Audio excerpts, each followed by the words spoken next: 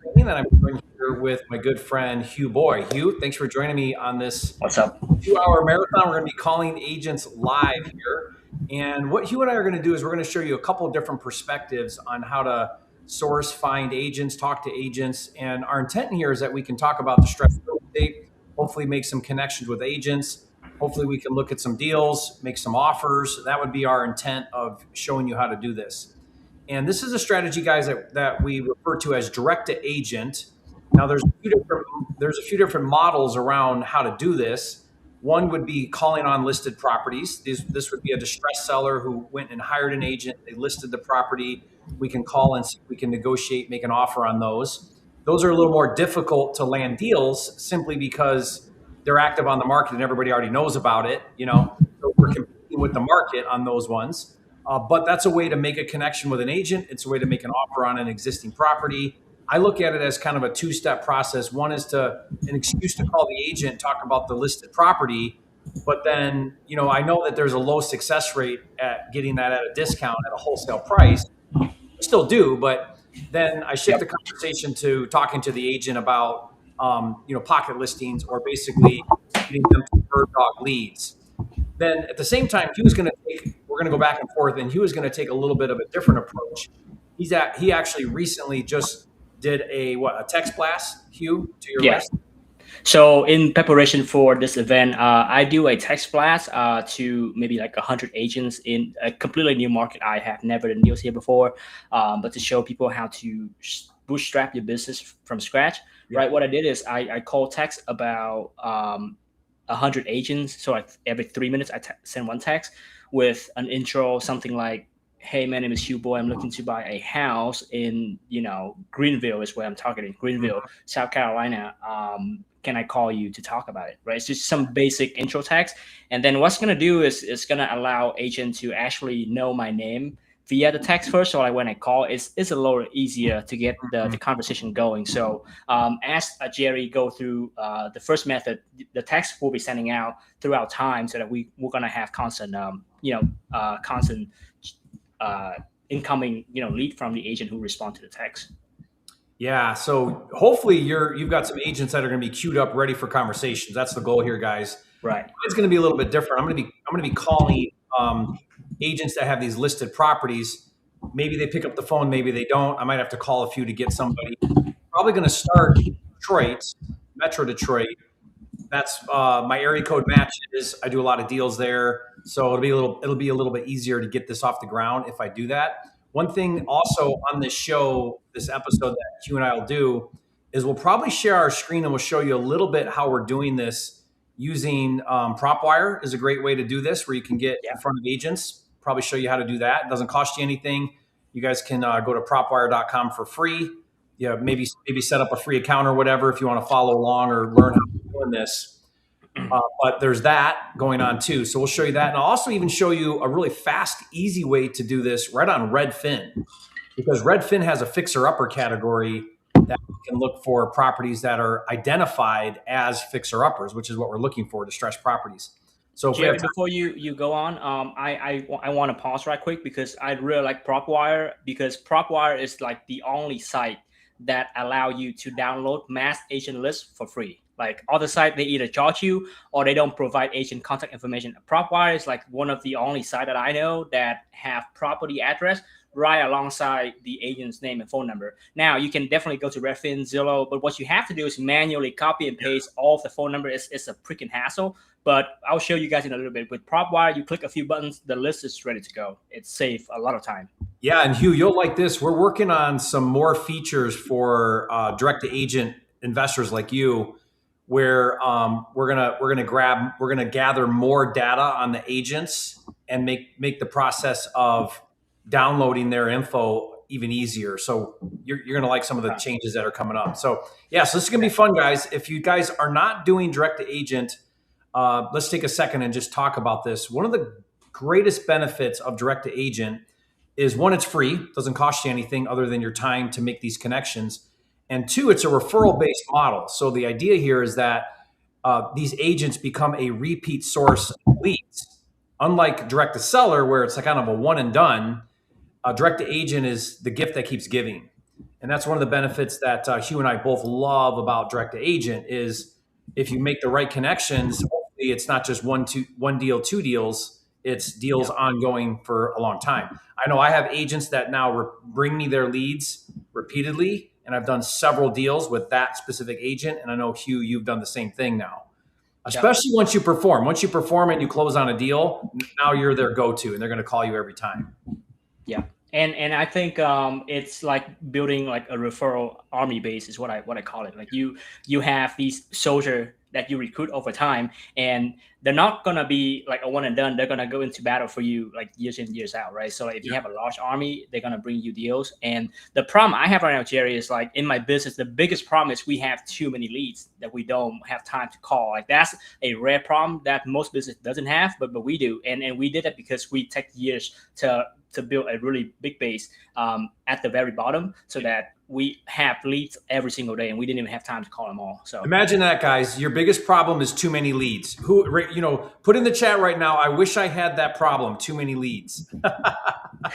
but guys, what he was telling you here is that he's built the pipeline, he's built the infrastructure so that will happen.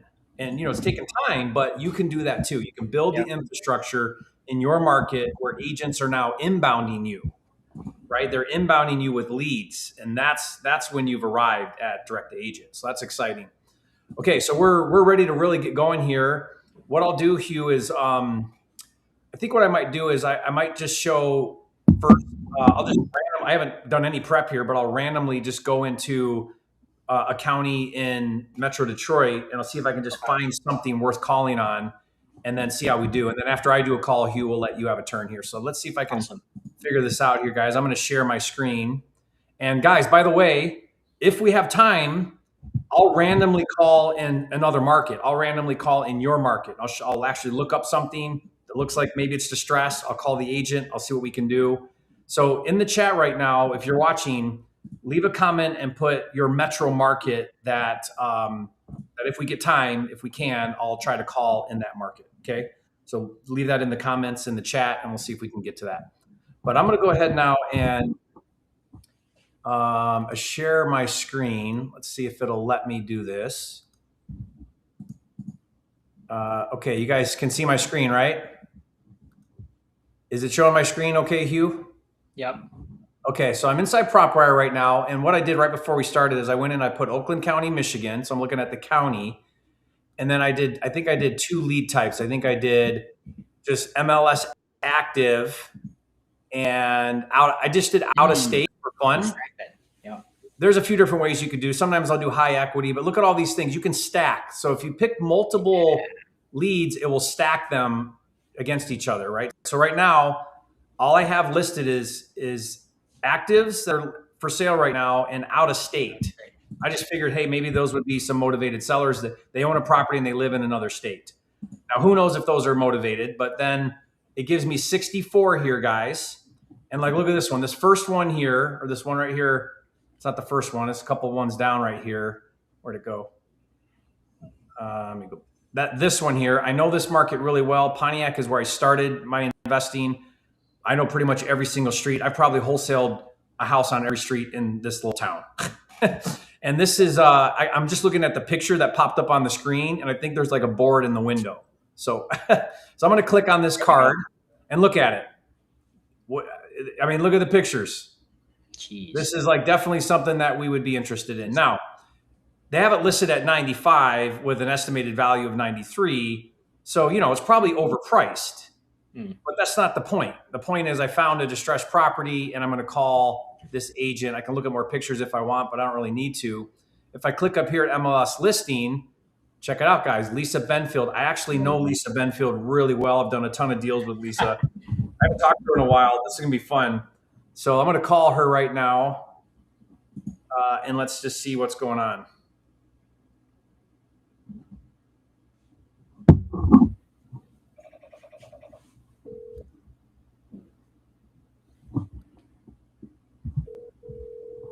You have her saved in your phone already?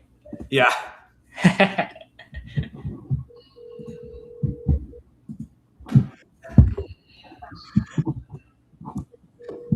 So, Jay, while you're calling, I want to emphasize the importance of follow-up. right? Because even though she know you and she should know that she should send the deal to you, but then what happened was everybody got too busy, right? So even though she knows she has to fix it up, or she know that you're buying a fix up, but she didn't send it to you. So the important thing here is like we want to keep following up with agents even after we build the initial connections, because whoever follow up with her the last will be the one he sent the deal to. It doesn't matter if you talk to her like 3-5 years ago. If you don't follow up, then you wouldn't receive the deal. So we make sure in our business we check in with an agent between 14 to 45 days. We send a text, we send a call to check in with them, just so that if they have something, they'll send it to us. Yeah, in fact, that's completely my fault with this one because I haven't stayed in touch with her. It's been a while since I've done a deal with Lisa. I bet I've done over the years probably a couple dozen deals with her. So, but again, I haven't been staying in touch with her, which is my fault, which is exactly what you're talking about, Hugh. Right. I just texted her. Let me go back to my list here. So I'm just kind of moving along here. And remember, guys, the nature of an out-of-state owner is probably a buy and hold investor. Not always. Sometimes it's somebody who moved away, but it's probably a buy and hold investor. So most of these properties are probably investment type properties. And so that's kind of a good indicator, of something to look at. So I could just strategically start at the top and work my way down. Because we're doing this show right now, what I tend to do is try to look for something that looks ugly. So all I'm looking at is some exteriors right now just to see, hey, it's ugly.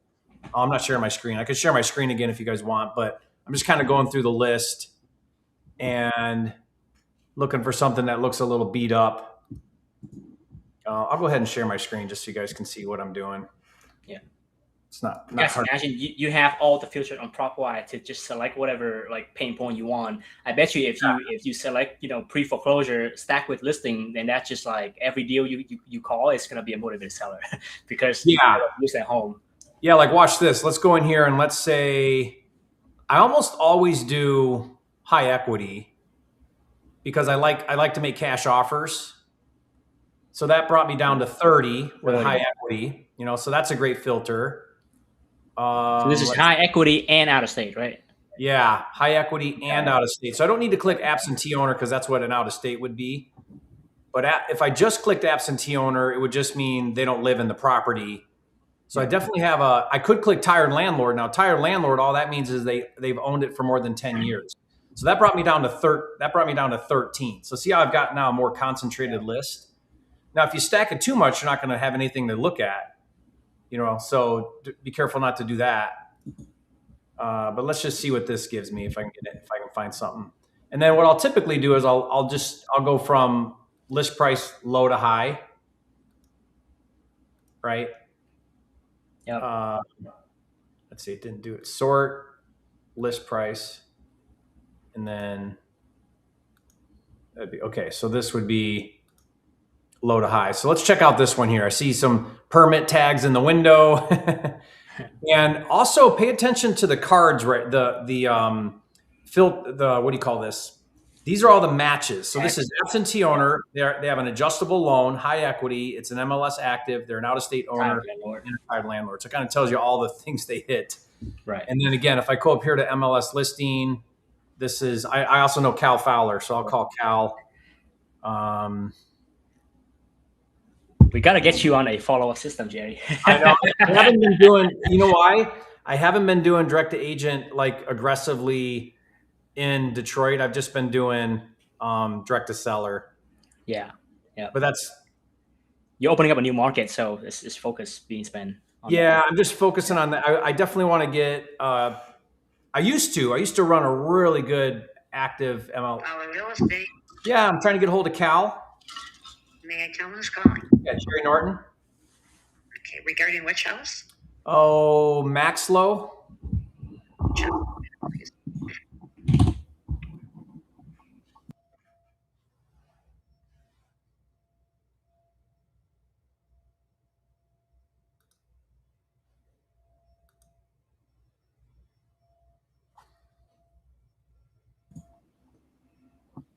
Are you calling the office right now, Jerry? That's why Hi, Cal. It's Jerry. How you doing? I'm good. How are you doing? Good. It's been a minute. I'm sorry. It's been a little while. I know. Jerry, I don't know what Jerry. I got 14 on my note. Oh, Jerry Norton. Oh, how you been? Good, good. I've been doing a lot of direct to seller, not a lot of direct to agent lately, but was noticing this listing you've got here on Maxlow Avenue. Yeah, that's a beauty. Tell me about it. What's the play here? Is there an opportunity on this one? Sell me on it. Well, it needs work. I mean, the price there's money to be made on it. And I'm selling it as is. Got to be a cash sale. So right now, because you can't get a mortgage on it, because I don't think the furnace works. I think the plumbing was okay. I think they might have winterized it though, so I can't tell you any more than that. You thinking about flipping it? Yeah, I think so. I like Hazel Park, and I like the. I know you can buy and hold there, but I just like to flip there. It's got the garage. Is this on a basement? No basement. No basement.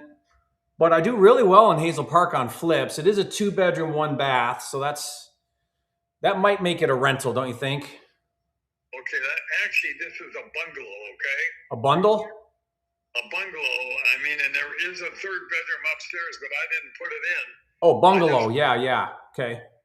I just tried to keep the price down so the bank could get rid of it. So it shows a 2-bedroom. There is a finished room upstairs, so it's a 3rd bedroom. Go look at it, but if I were you, I'd wear a mask in there. It smells because the lady that lived there, I don't know, it was just dirty when I get it. I had to have it all cleaned out. So it was one of those. Yeah. How aggressive is the bank on this one? Are they wanting to dump it, or are they holding out, or what do you think? I was happy I got them at the price I did. I thought that was a pretty good price. You look around, you should be able to sell that lot for $100,000. Builders are already contacted me on it. So, to do a tear down and rebuild on it? Oh yeah, look what they're getting for some of those things. 500,000-600,000. Come on, that's a lot of money. I think Hazel Park's going to be the next like Ferndale, maybe. But you better start buying, keeping them. I don't like to keep things. I don't have the patience for that. Let me tell you, half of my problem this week's been my tenants bugging me all the time. How many rentals do you have now? I don't know. Don't count them. Good luck. Yeah, see, it sounds like you're having a fun time with it. They're fun. I always get a kick out of them. What do I got to spend on this one? Because I'm looking at a comp right now on Milton, 2-bedroom, 1-bath, 719 square feet, done up really nice. Wood floors all done up, new kitchen, everything. It sold for $130 in June. It's sold. Yeah, it's sold. This is a sold. I don't know. I'd have to look at it to cap it out to see what I thought. But I can't tell you. Did I hear you right, Norton? Norton. Oh, okay. Just wanted to make sure I was right. Yeah, I used to buy a lot from you back when everything was a foreclosure. Well, buy some more. I don't mind. I'm still dealing with a lot of foreclosures. How many bank properties do you have now? I don't know. We got about 15. How do I get your list to look at all of them? No, you can't get any of them until they come on the market. That's one thing I avoided the last time. A couple of guys, they went to the people in foreclosure, and I told whatever you do, don't bother the people. So they knock on the door. Yeah, that's not smart. Oh no, that's I had not even an hour ago. A guy called me. Well, how do I get it once it's? How do I get it in between after foreclosure and before you list it, just so I can have my numbers ready? You don't. They only can do it on the market. I gotta wait till you list them. Yep, I won't tell anybody until I list them in that way. Because like the one you're calling me on, it's in the MLS, so you can get in there. That's why I saw it, and it's a day on the market. But now I gotta compete with everybody. Yep. Maybe I'll win your trust, and you'll let me see the list early. Go buy this one, then you got my trust. Okay. There we go. But I got. Wait, on that particular house, if you're going into it, I'm actually going to go over there in a few minutes ago because somebody messed up my lockbox, and they said they couldn't open it. I says, you got to pull real hard on that one from what he told me. So I'm going to change the lockbox. I can have someone meet there and look at it. When are you going? They they go over there right now? I don't know when I'm going to get there. I got 2 or 3 places I got to go to first. But I can get in it. Yeah, you can get in it, but when you pull the lockbox, it's hard to pull open, I was told, but you can do it. It will work. Okay? All right, but if my comp is 130, I'm not going to be able to pay 90. I don't care what you pay. Make Okay. an offer. That's all I can tell you. Okay. You know? All righty. Okay. I'm gonna get him over there right now. But do I need to call and use my license to get the lockbox, or can you give it to me? Gotta set it through the thing. Yeah, you got to put that one through the board. Oh, okay, that's fine. I'll just call, set the appointment, and get the lockbox. All righty. Yeah, just make an appointment. Go on in there, okay? I'll go in there and look at it, and then give you my offer. All right. Okay. Thank you, sir. Okay, bye. All right. It's a really good call, Jerry. Really like that call. I should note down a few things. Obviously, this guy have deals coming all the time from the bank, and I do see that you're trying to see if we can, even take a look at them a few days before it go live. It seems like he tried that with another investor and got snaked behind, so like he's put a bad taste in his mouth. Yeah, he'll let me do it. I just got to get in his good graces again. Yeah. One thing is, I think if we, if I were to call this agent, what I can do to earn his trust right away is I immediately ask him to send me a buyer agreement specifying I'm going to pay 6%, right? And I'm like, he's exclusive to me for all of these bank deals. And it's going to build trust like instantly because he knows for sure you're not going to go around him because you still have to pay him anyways. Yeah. By the way, I didn't have the conversation because it's already pre-established. But him and I both know this is a double dip, right? Yep. So everybody listening here, if this was an agent who I didn't already have a relationship with in the past, then I would probably have to have the conversation, hey, I'm unrepresented. I'll let you represent me, write the offer for me. He already knows that and assumes that and wouldn't even be talking to me if there was buyer representation. Yeah, so he knows that I'm double dipping. So he would get the list commission and the buyer side commission. Yeah. But again, the reason why we didn't talk about that was because we've already pre-established that. So, but when you guys talk to agents, you have to have that conversation because that will greatly increase their desire to work with you when they understand that they're going to get double commission. Okay. Yep.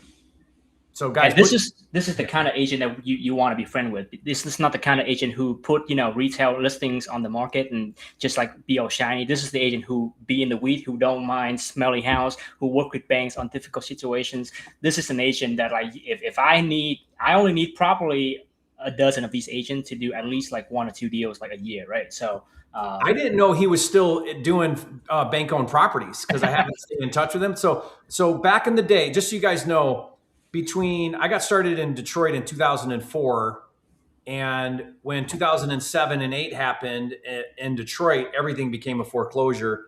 So between 2007 all the way to about 2013, I would do probably, 80 to 100 bank properties a year in those Metro Detroit markets with guys like him. So I just did all wholesale bank-owned properties listed with agents.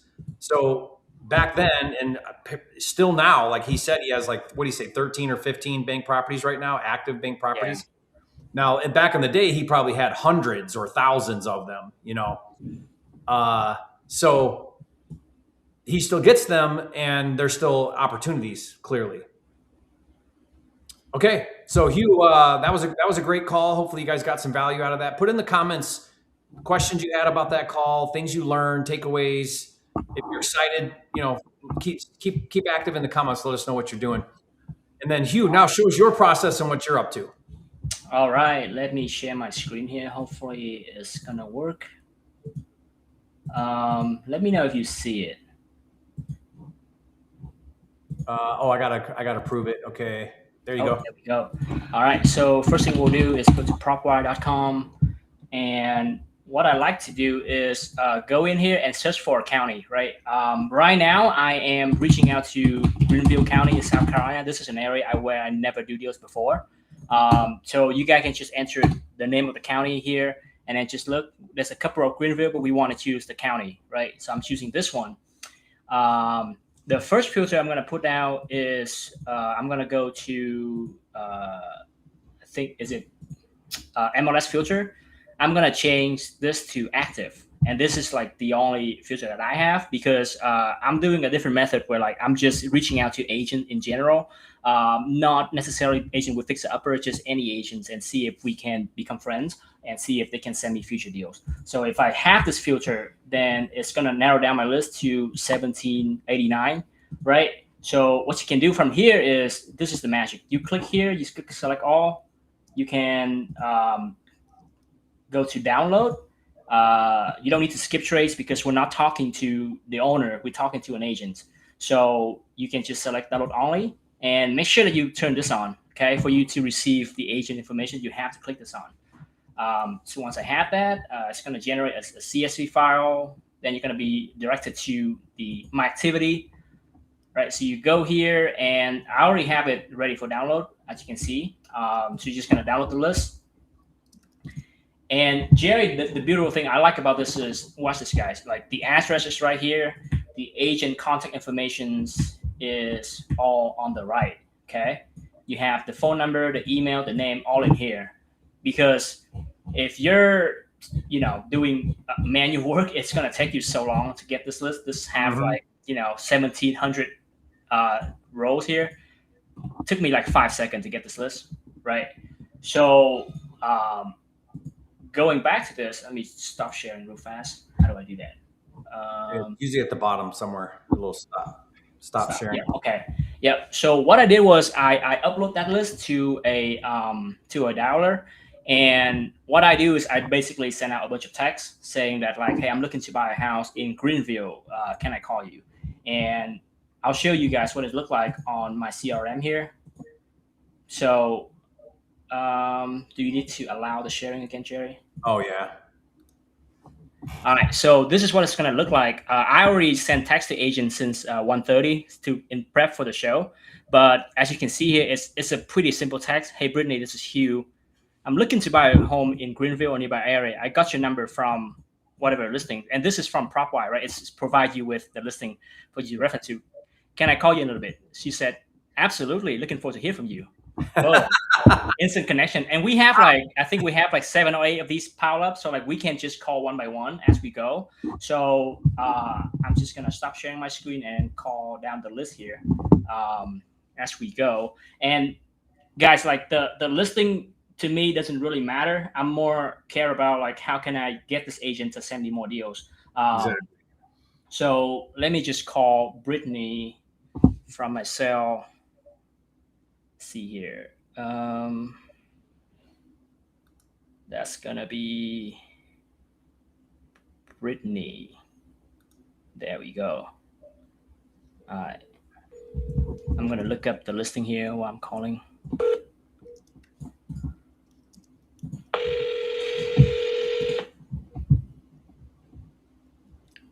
Hello. Hi, Brittany. This is Hugh. How's it going? It's going well. How's everything going your way? It's going good. I just sent you a text about looking to buy a home in Greenville, and I basically came across your land listing online. I'm not really buying land right now, but I'm basically looking for a house, something that I can either fix up or put as a rental.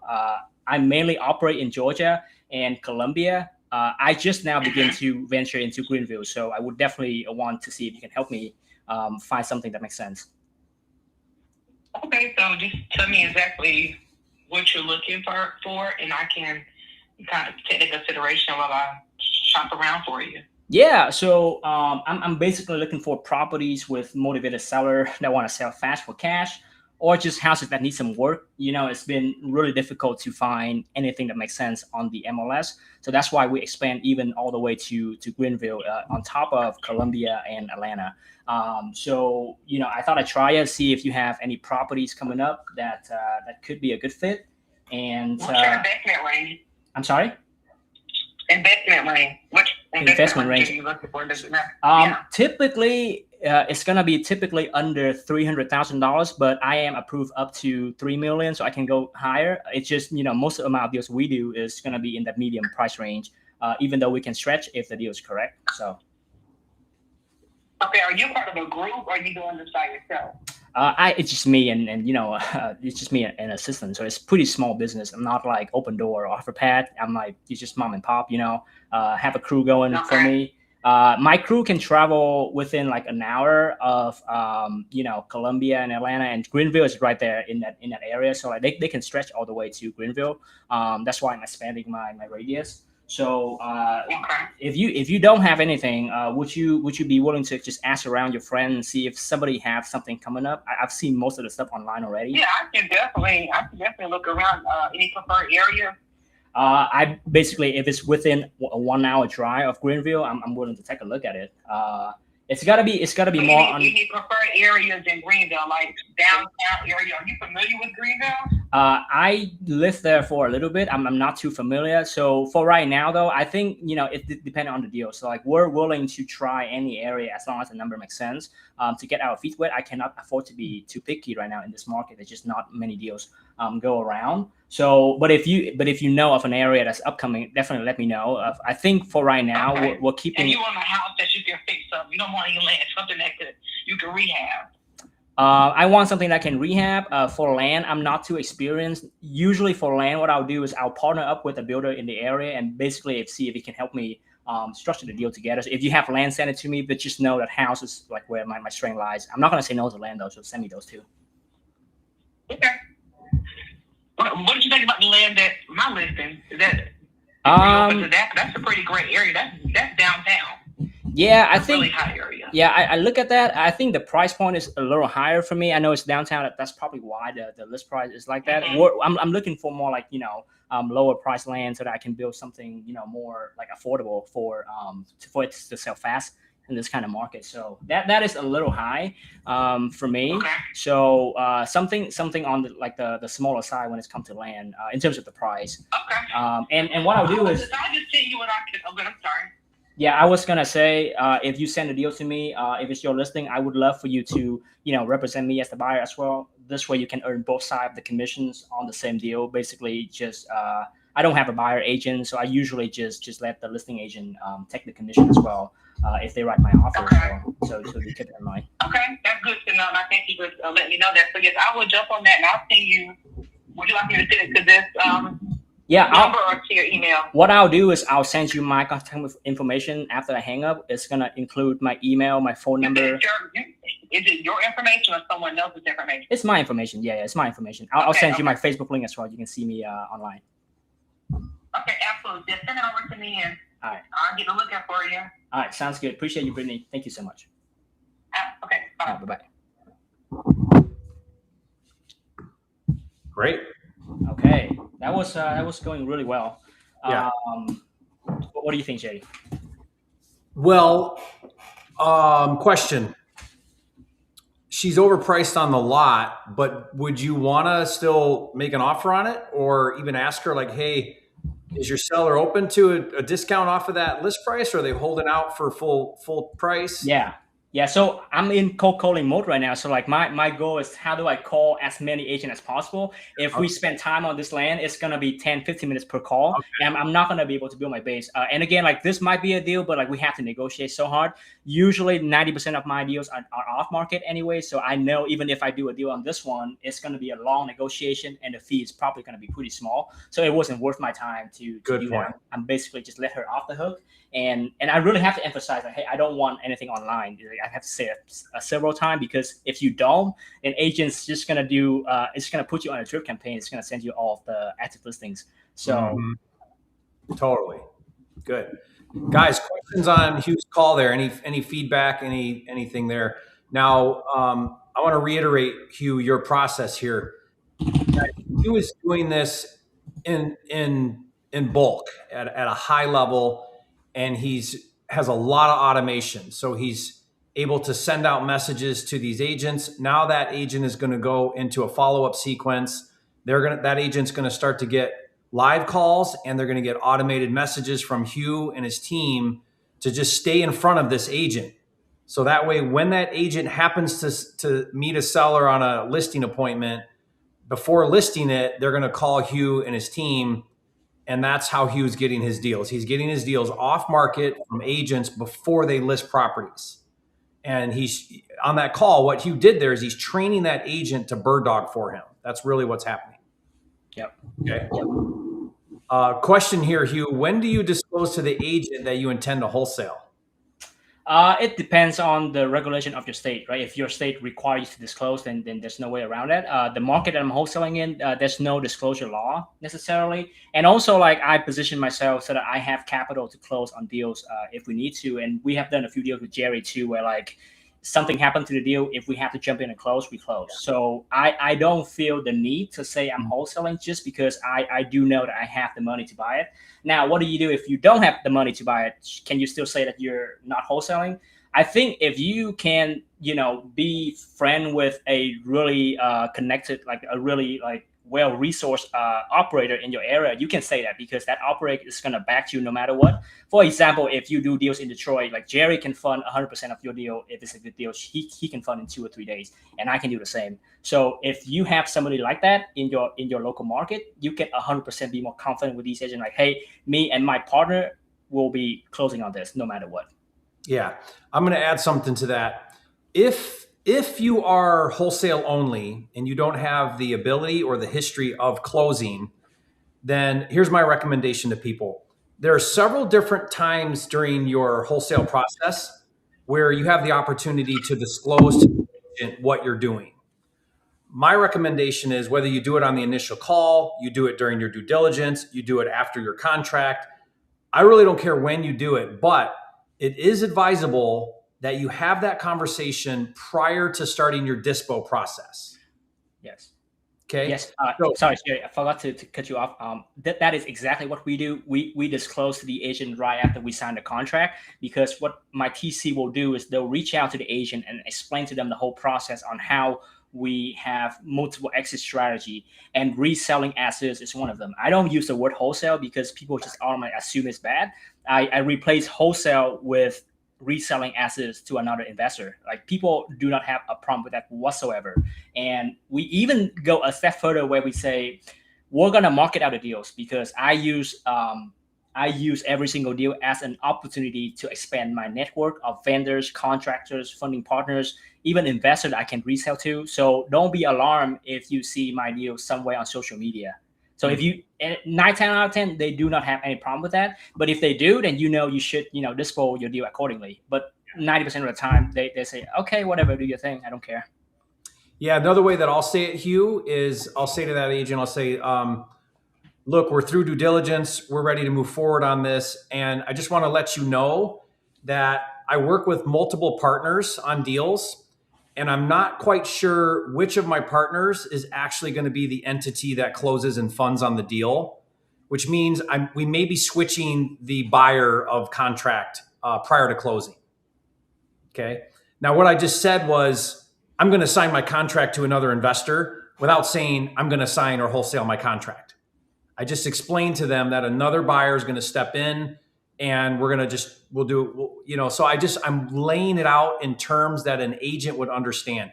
Agents understand investors work with each other. Agents understand that investors have different entities. Guys, I do deals in multiple entities, and I never know which entity is going to end up being in the deal until I figured out my exit. And that's normal for investors. So talk to agents like a business, and then it's fine. Now, direct to seller, we say that in a whole different way, because you're talking to Aunt Betty that lives in the home. So you got to talk to her differently than you would an agent.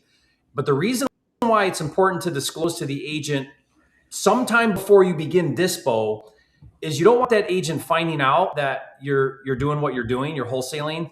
You don't want them to find that out on their own. You want them to find that out from you explaining to them, so that way they can stay cool about it. Otherwise, they might freak out. They might see you posting the property on Facebook for a higher price. They might get a random call from a buyer or something. They don't want to get blindsided. Agents are fine as long as they're not blindsided about stuff. Okay. Is that helpful? That was a great question. Okay, so I'm going to jump in, Hugh, and do another one. I'm going to show guys a little bit different here. Hold on one second. I want to pull my. Okay, I'm gonna go ahead and share my screen. I'm going to show you a different way to do it that may be helpful to people. And okay, so can you see my screen? Yes. Okay. So guys, if you go to redfin.com, and I'll just stick with Oakland County for right now. If I click Oakland County, Michigan, and then I go to my filters, and I go down here to one filter called Fixer Upper. Oh, I love that. Yep. And that's it. That's all. The only filter I'm going to do. Now I could add more filters if I want to be more specific, but that's all I'm going to do. Right as of right now on this recording, Redfin has identified 30 properties that they consider fixer upper. Now, how does Redfin know it's a fixer upper? They have some kind of they're looking at an algorithm. They have an algorithm that's looking at the comments, and they're looking for distress in the comments. Yeah. So here's our list right here. As you can see it here on the side here. These are all properties. Now this one's been on a day. This little house right here has been active a day. So I tend to start with the most recent, just because, you know, the agents know they just listed something. They're expecting calls from investors. That there's a higher likelihood that they'll answer the phone. So this property is in Waterford. I know that market really well, and you can see here it needs new floors, and you know. So by the way, what is it? What is telling us that this is a fixer upper? I bet you I could find it if I look at the comments here. There we go. So, TLC. There it is. And cosmetic updates. So Redfin, they see that and they go, oh, fixer upper, and they categorize it that way. Isn't that a cool feature? I wish Zillow had the same thing. Okay, so now if I want to call on this one, unlike PropWire, which just gives me the data, I got to go in here and say, okay, this is listed by Susan here. I'm going to go ahead and, you know, look her up. I'm going to stop sharing my screen because we have to be careful about what we show on YouTube. It'll shut our video down if we show too much. It's so dumb because I wish I could just show you guys everything. But right now I'm looking her up, and usually if I Google her name and I go to realtor.com, Realtor does a really good job of displaying their agents. Some agents make it hard to find, which is really stupid. Like they're just not easy to find. I don't know why you'd be a real estate agent and not blast your information all over the internet. That's what I would do. I think 95% of the time you Google the name plus the word realtor, it's pop right up. Yep. So it is a bunch of extra steps. It does take time. That's the tedious part of this manual way of calling on listed. But I found her cell phone.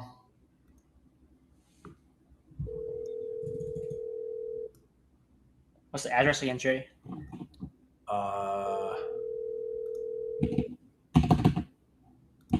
Where'd it go?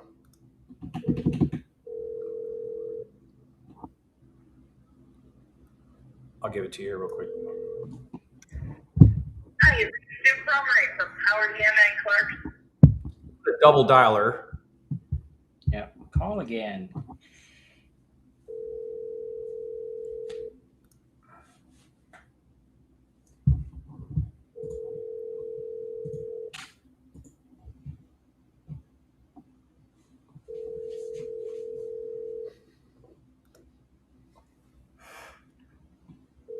And usually what I do, guys, is while it's dialing her, I'll put my copy and paste text in.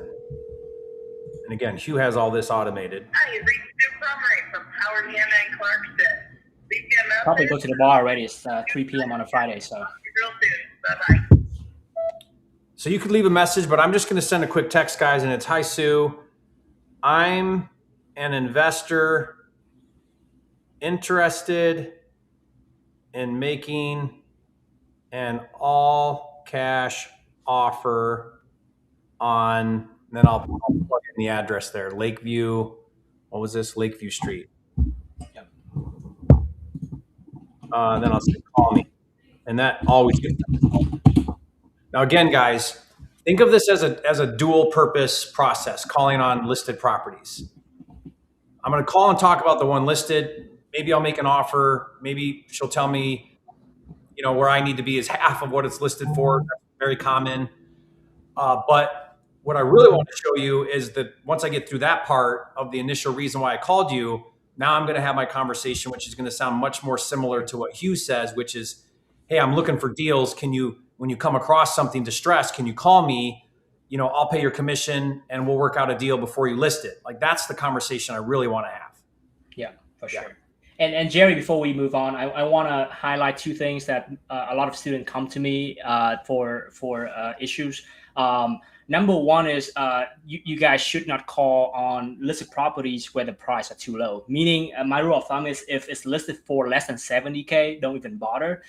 The reason is because you have to offer lower so that when you send to your buyer, they'll take a look at it, right? Usually my rule of thumb is if it's listed, we have to send it out at minimum 25 grand lower than the list price. So for example, if the home is listed for 75 grand, right? The most that you can dispose the deal is 50 grand. And from that, you have to subtract your fee. So now you have to go even lower than 50, right? And the agent commission is going to be so small, seller doesn't walk away with anything. So those deals are just tough to do. So my rule of thumb is if the list price is already too low, just move on. The second thing is, the second thing is you don't want to call on properties that are bought after 2021 really, because there's just no equity for you to make a big discount on your fee. So when you were doing your prop wire filter on is it like a high equity? Like that's gonna strip out a lot of the junks, right? But if you guys going on Redfin or Zillow to scroll through the listing to call, make sure you check when is the last time they bought it, because if they bought it recently, there's no chance that you're gonna be able to buy that deal. So focus your energy more on the relationship building with the agent, not on the deal itself, because that deal will probably it cannot pencil out. Yeah, good points. Yeah, I love that. So I'm gonna look at another one here real quick while I don't know if that person's gonna call me back or not. But this one was listed 2 hours ago. So it's just another one off that Redfin list under fixer upper. And the agent real quick here. So give me a second.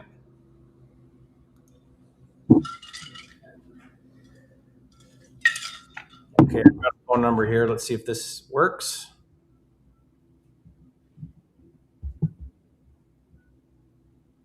And the pictures on the listing looks like it's vacant, which is a great indicator. Can you text me the address when you have a chance? Oh, yeah. Yep. Hello, this is Tom.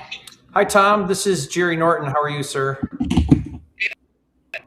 Good. How about your Leonard?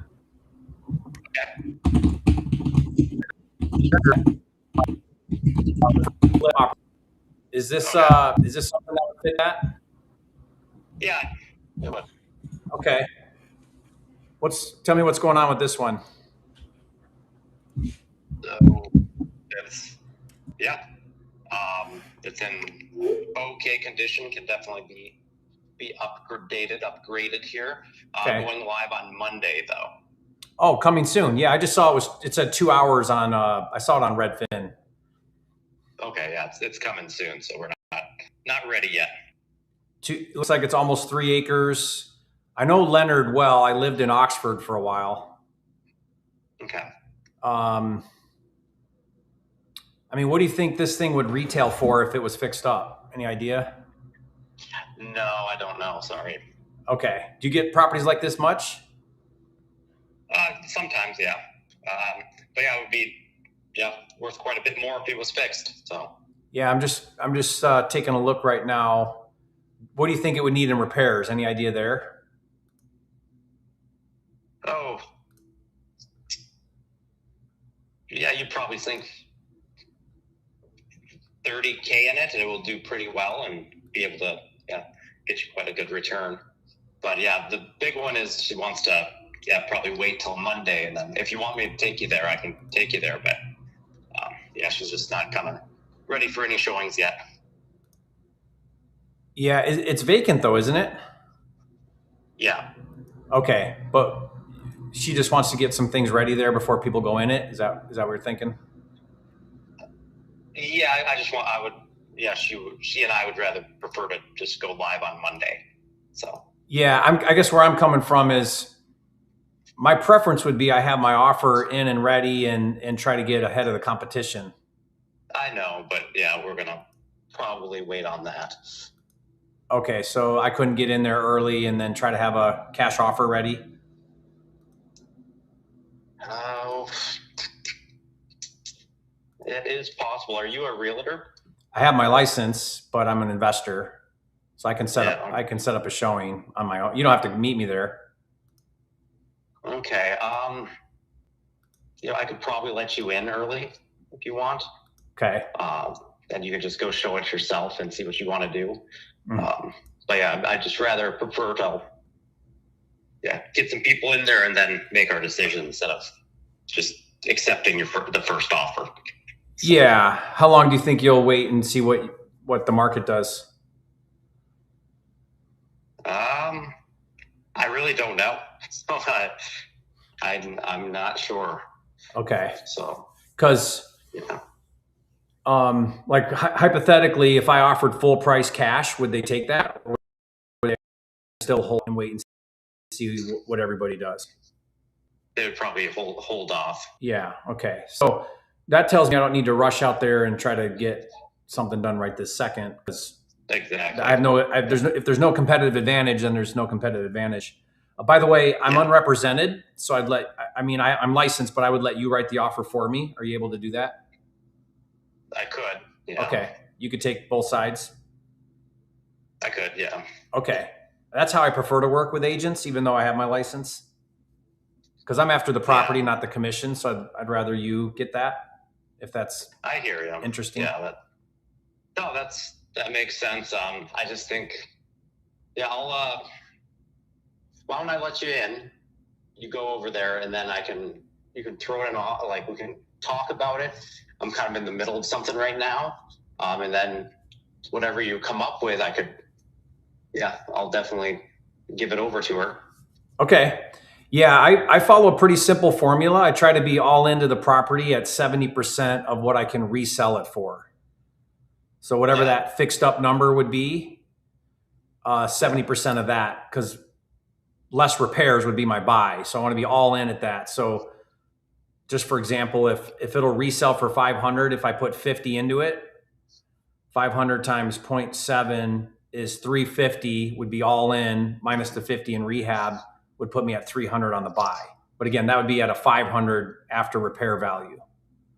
So why don't you go ahead and take a look at it sometime, and then we can go from there. Yeah, I was just explaining to you kind of where I come up with my numbers. For sure. But I gotta get going here. Can we text here?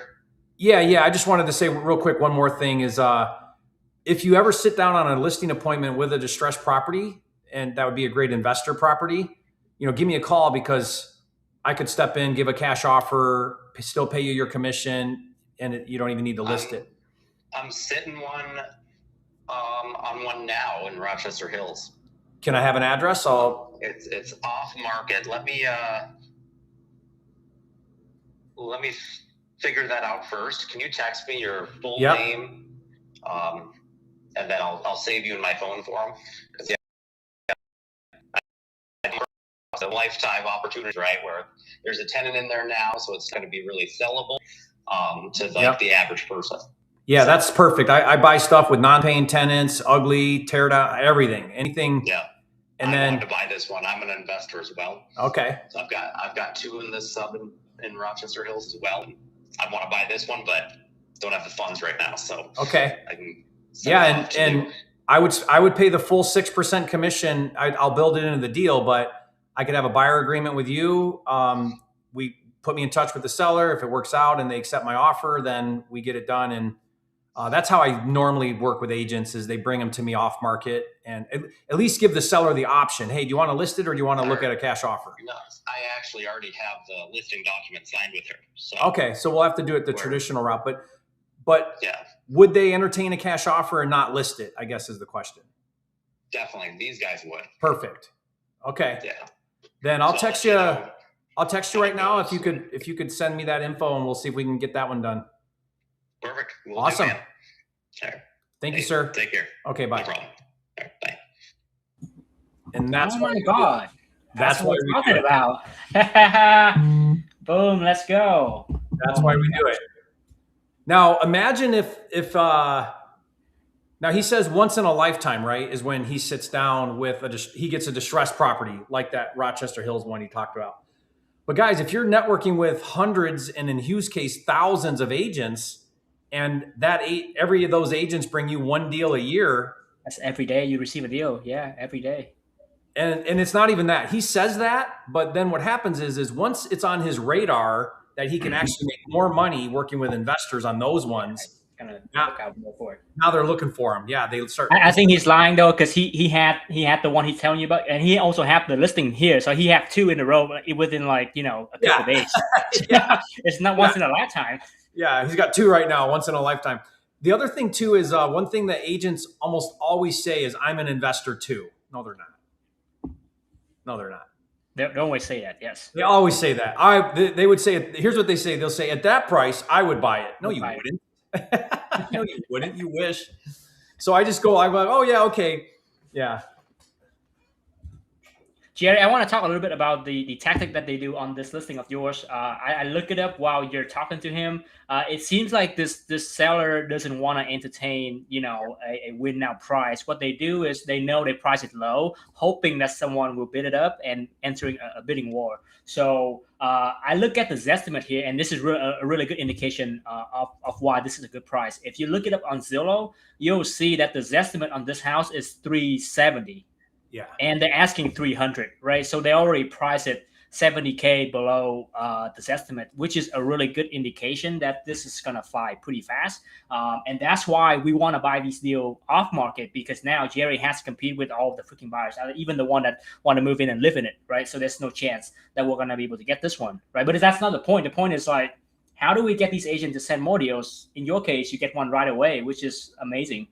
Yeah, so, and guys, notice a couple things there I did on that call. I was trying to see if that agent would give me preferential treatment, give me a competitive advantage, I call it. Meaning, yeah, let's get you in there early before we go live. Hey, let's get your offer in here. If your offer is good, I'll put it in front of the seller. Some agents are highly motivated to get your deal in and accepted because they want double commission. This guy was not. Now, maybe he is, but the seller's not. That's why I'm asking, hey, and one way to do this, I found that this question tells me everything. If I made a full price offer of $300, which is what it's listed for, would the seller take that offer right now? And he said no. No. Yeah.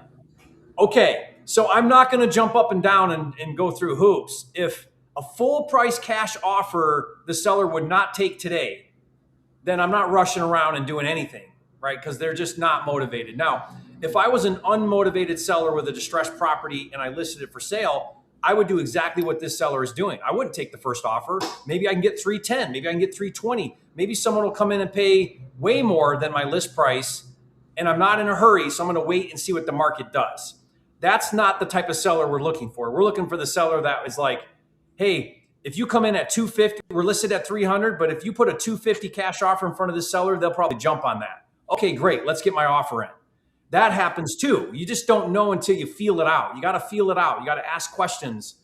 And, the other thing too is I always ask agents, what do you think the back end is? And I always ask agents, what do you think the repair cost is? Now, I don't really care what they say. What I want to know is, do they know what they're doing? Are they experienced? Have they done their homework? Some agents are like this guy. They're like, I have no idea. And I'm like, how are you a real estate agent selling a property and you're going to get calls from investors and you're not informed? You haven't done your homework. That's a terrible agent that doesn't know. A good agent is like, oh man, you can get 500 for this. There's another property down the street that's on 3 acres that just sold, blah, blah, blah. And they sell it. They're salespeople. How are real estate agents not salespeople? It blows my mind. But this guy doesn't know. I don't know where repairs are. I think he said 30, which there's no way it's 30 because it's a big house. And, so. And I think if the agent let the seller drive the decision there, because if you guys listen to Jerry call on the second property, Jerry asked him, hey, on this one, can we take it before you go on market? And the agent said, this seller would. Yeah. What tell me is the original seller is the one who make the decision to, hey, let's put it out really low and do not take any offers until like 5 days in, right? So if that's what the seller wants, you cannot control it. You cannot convince everybody to do stuff against their will. So all you can do is hope that it doesn't sell within 5 days. And now they're going to be more realistic with the active listing. Now we're focusing on our time on like let's get an offer in on this off market deals. Let's not put it on the market. Let's just try to see if we can just get the deal done ASAP. Yep. Great. Good.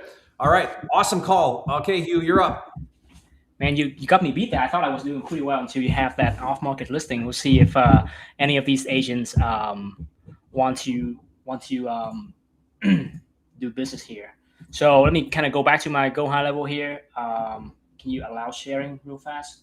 Do it again. I clicked it and it didn't do it. Okay. Let's see. Stop. Share screen. Do you see it? Yeah. There we go. So, Jerry, I have about 19 people that want to call me. So okay, we're really behind. So I'm just going to call the next one here. But I want to show you guys the process. Basically, I'm sending out that text, right? And I have about 19 people saying, hey, give me a call. Sure. Hello, I'm with a client. I'll call you. This guy even called me right here. This guy even like just give me a call before I even call him, right? So like they're really like proactive, right? So let's see if we stop sharing the screen now and let's call the next guy on the list. I'll call the guy that's called me.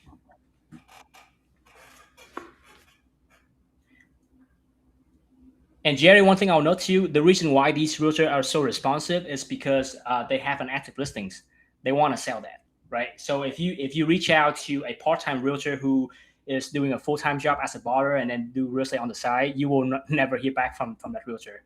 So choosing who you call is also important if you want to have a high response rate. All right, let me call Marvis here.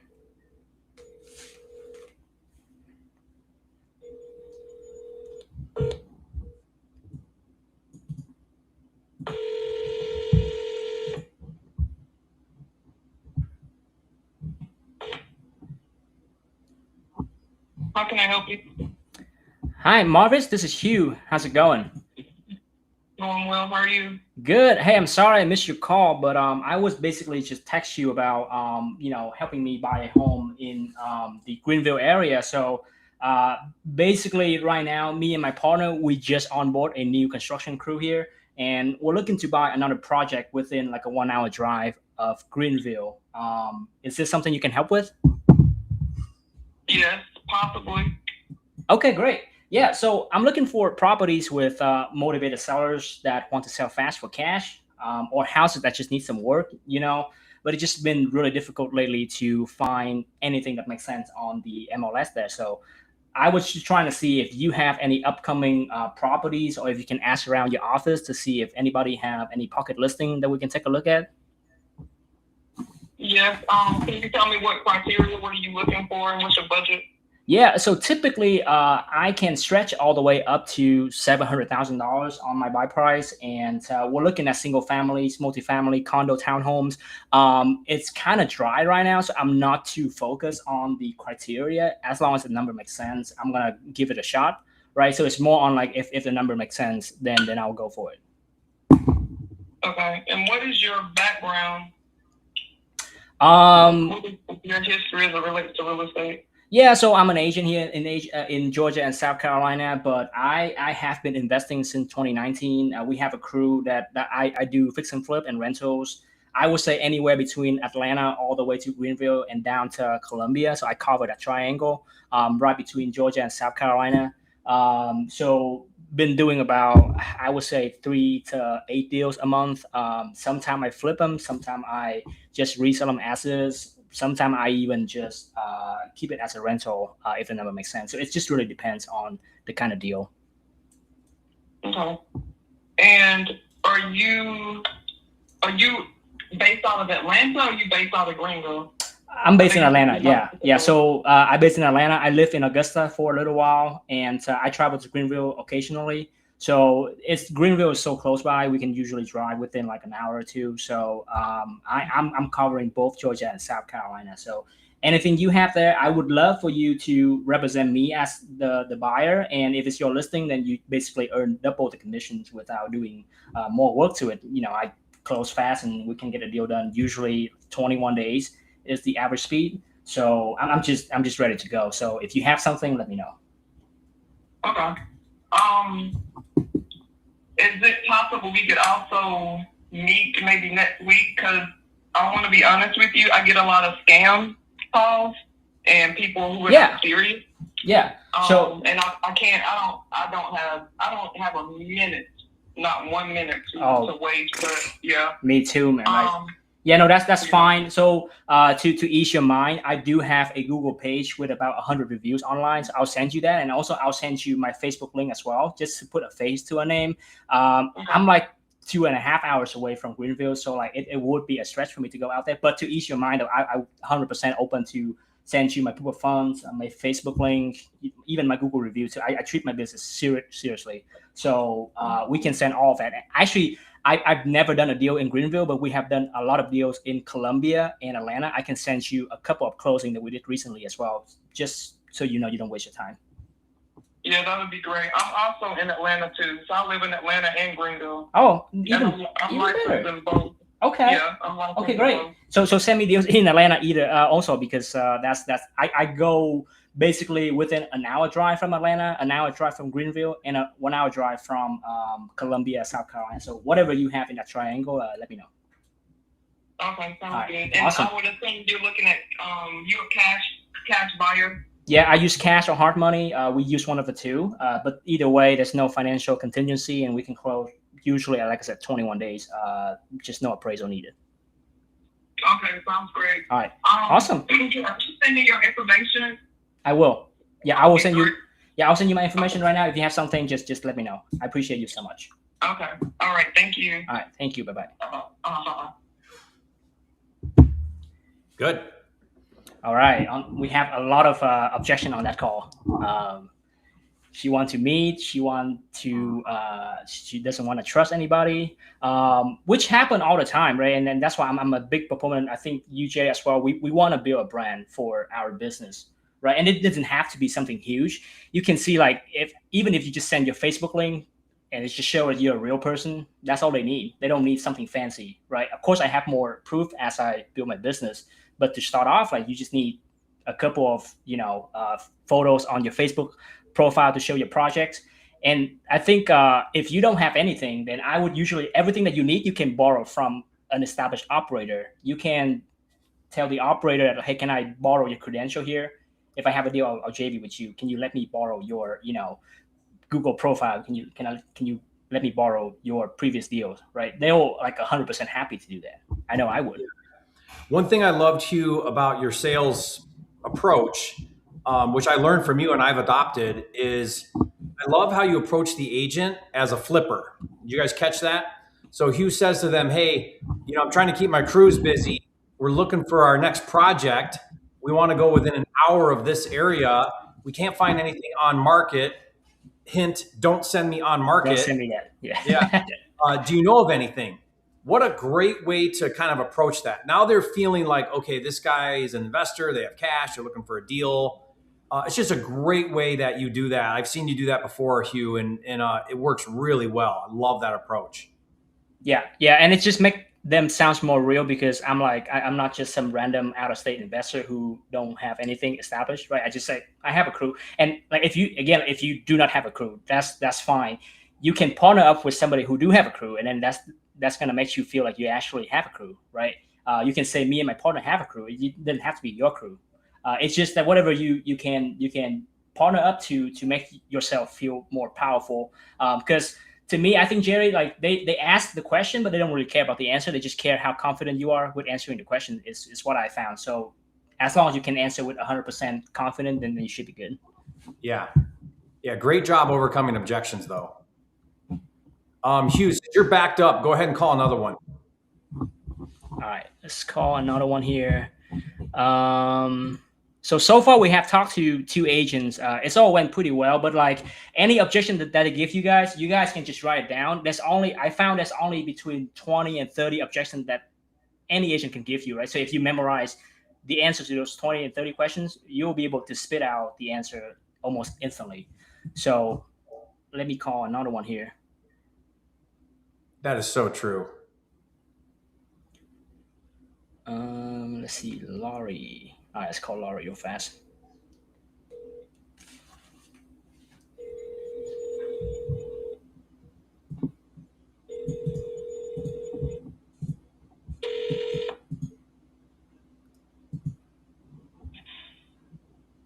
Hello, this is Lori.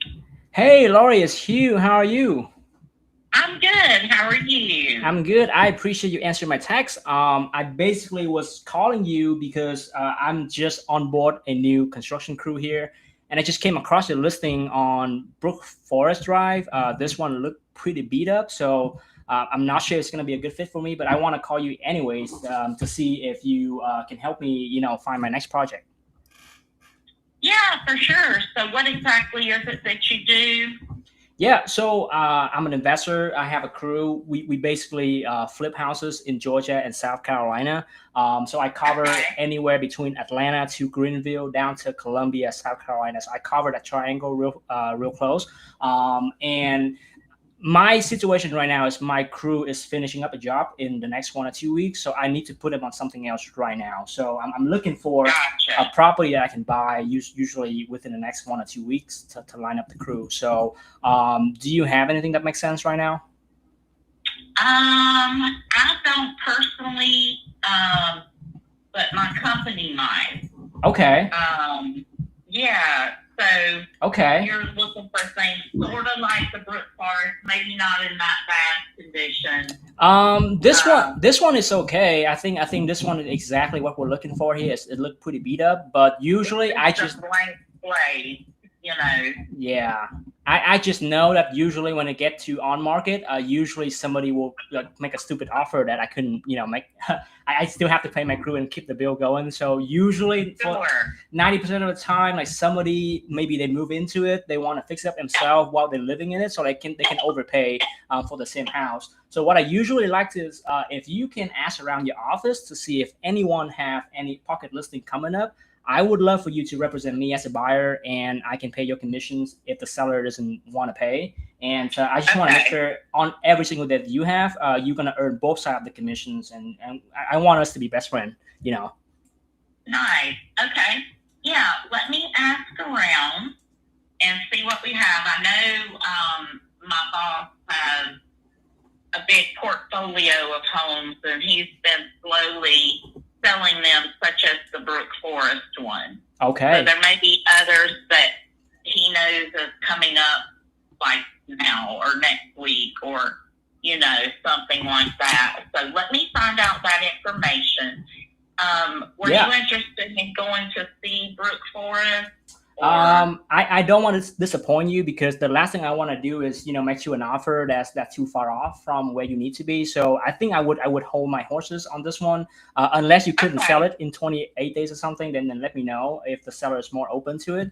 But for right now, I would love if you can reach out to your broker and let him know that like you have an investor that can close in 2 weeks, and then whatever address he send, if it's off market, send it to me. The only reason is, my assistant is licensed, so like they probably see all of the properties online already anyway. So I don't want you to waste your time to look for properties that we already seen. So I gotcha. Okay. Yeah, let me do that, and I'll get back with you. I'm not 100% if it will be today, but I will definitely get back with you. Yeah, if I don't hear from you, I'll send you a text in probably 10 days or 7 days, and we'll go from there. Okay, sounds good. All right, cool. Thank you so much, Laurie. Have a good day. Thank you. You too. Bye-bye. Okay. Man, I'm 3 for 3. My conversion rate is 100%. Yeah, and I wish calling sellers was like this. Direct to seller was like this. We're just on the phone a lot.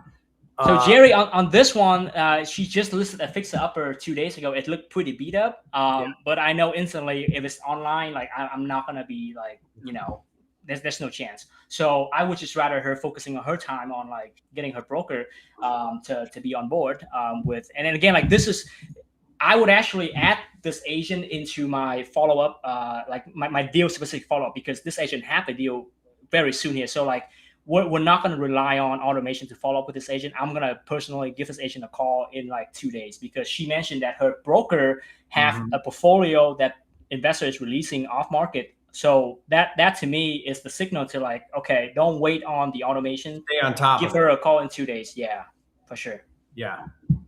So FYI, guys, I've been texting Tom, that agent who had that off-market property, and he's wants to meet at the property. So I went ahead and scheduled with my acquisition guy to meet him Monday at 3:30.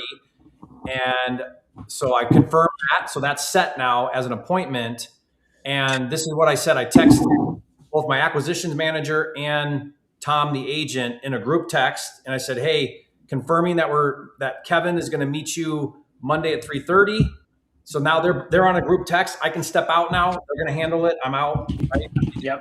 And then I texted in that thread, texted Tom and said, what is the list price going to be? What day were you going active? Because he said that he already has the listing, like he already has a listing agreement signed. Because I need to know that now, because what will happen with agents is they'll go ahead and list it while you're in the middle of doing something or negotiating or whatever. That's happened to me a lot of times. So I have to communicate with this agent and say, do not list this property. Do not. Yeah. Yeah. So I said to him, we'd like to present a cash offer to the seller before you go live. Don't assume that they understand that. You have to explain this stuff. So he got back and he said 200K was going to be our list price, which for Rochester Hills, I already know right now that's probably a really good price. With the knowledge of knowing the property will be going over the asking price by a bit. So they're underpricing it, knowing that they're going to get interest.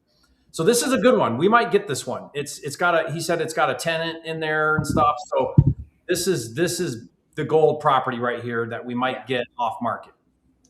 We got to do this every week now if you have a deal every single time. Guess what? Guess how much I paid for that lead? Yeah. Yeah. Well, Jerry, one point. By the way, I would pay $400 to go meet at that property that's got a tenant that's priced, you know what I mean, with a motivated seller. That's how much I'd pay off market for marketing. Yeah, for lead. You know what I mean? I just got that for free. And Jerry, one thing that I mention to people all the time, the one thing I love about working with agent is speed to lead can be really fast, because as soon as an agent sends you a lead, you can assume that it's gonna you can get it under contract within a few days, because a seller would not be super urgent if they're if they're reaching out to an agent, they're ready to go. They're hiring a professional. They're gonna pay a commission to sell the home. If they are at that stage and the agent sends you a lead, usually our conversion period from the time the agent sent me a deal is 7 to 10 days. It's really fast because the seller is ready to go at that point. Yeah. So that's great. Now, guys, one thing that I like to do is, because I'm ready to call another one, Hieu, is sometimes what I'll do is I'll get my list that I want to work on, and before calling, I'll text each agent. So I'll look up their number and then I'll text them and I'll say, hey, I want to call you about your listing on 123 Main Street. I'm Cash. I'm going to call you in 5 minutes. Now they're ready for my call. Now I may call them in 5 or 10 or whatever, but now when I start dialing, I always stay a couple ahead. So I'm queuing up agents. So it's kind of like what you did. You blasted a whole group, and now you got 19 of them ready to go. It's kind of like that. I'm just showing a slower manual way. If you guys don't have a setup like Hieu's got, and you're just dialing as you go, like I'm doing today, then that's one more thing to help you be a step ahead. Does that make sense? Yeah. Okay, so I'm going to be calling an agent called Kim. It's another property that I found right on PropWire, doing what we showed you guys, and this is an active. Okay. Yeah. So text me that lead when you have a chance. Let's see if she answers.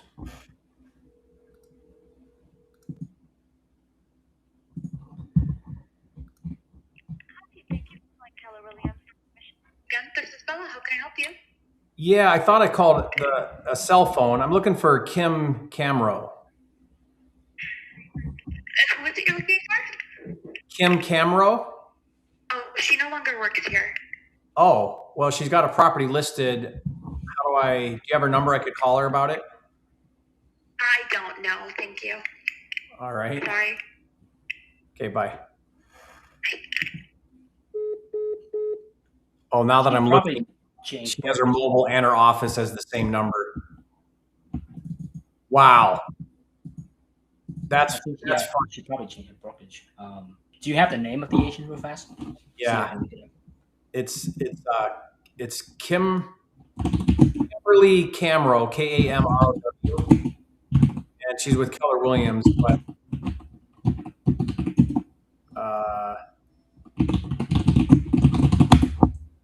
I'll send you her property so you can see if you can find her. Okay.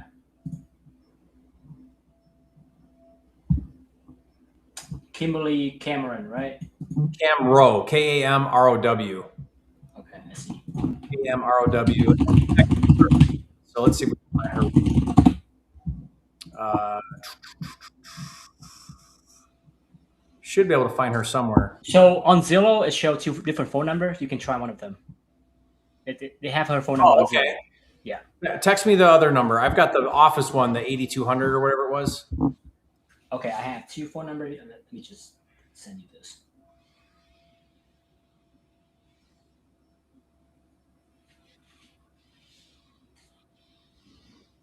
Get that? Let me see.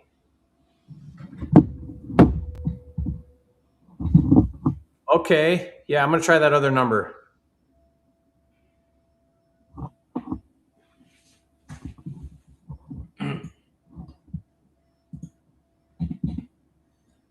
Yeah, I think what happened here is this Kimberly probably changed brokerage and did not update her information on the MLS. That's why I still have Keller Williams. Yeah.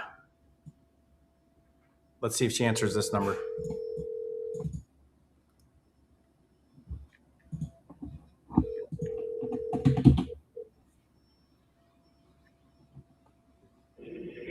Hello, you've reached Kimberly Camera with Tire There you go. Sir. Thank you, Hugh. Way to go. Yeah, sometimes you just got to dig around, guys. Like Hugh found her number on Zillow, and she had it listed there. So I'm double dialing her, see if she'll pick up, and then I'll text her.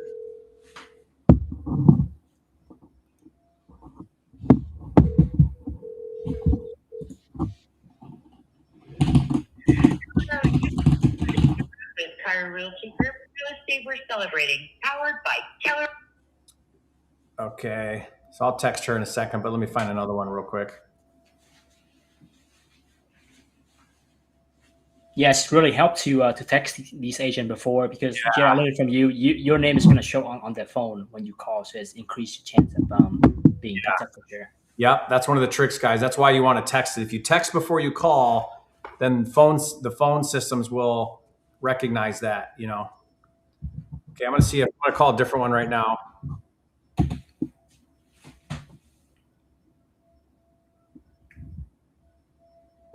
This is Angela about, let's see.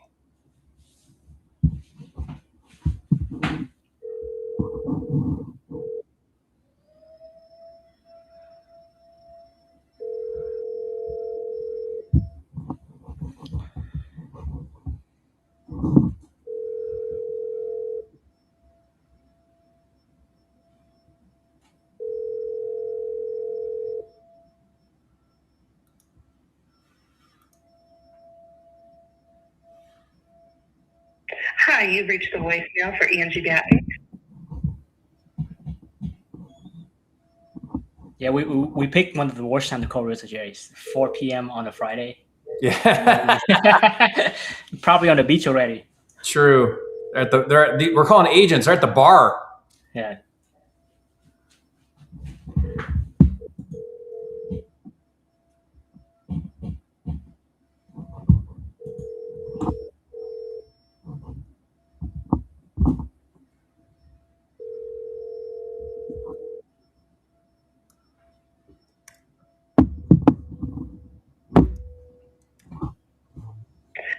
Okay, didn't answer.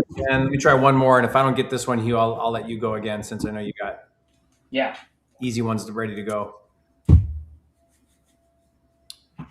Okay.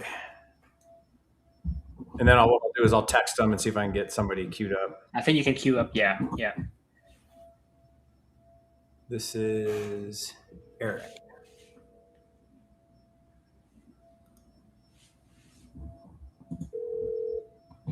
Hello? Yes. Hi, Eric. My name's Jerry. Calling you about one of your listings. Yeah. John R. Road. Yeah, what do you want to know? Well, I'm an investor looking for a good flip opportunity. Is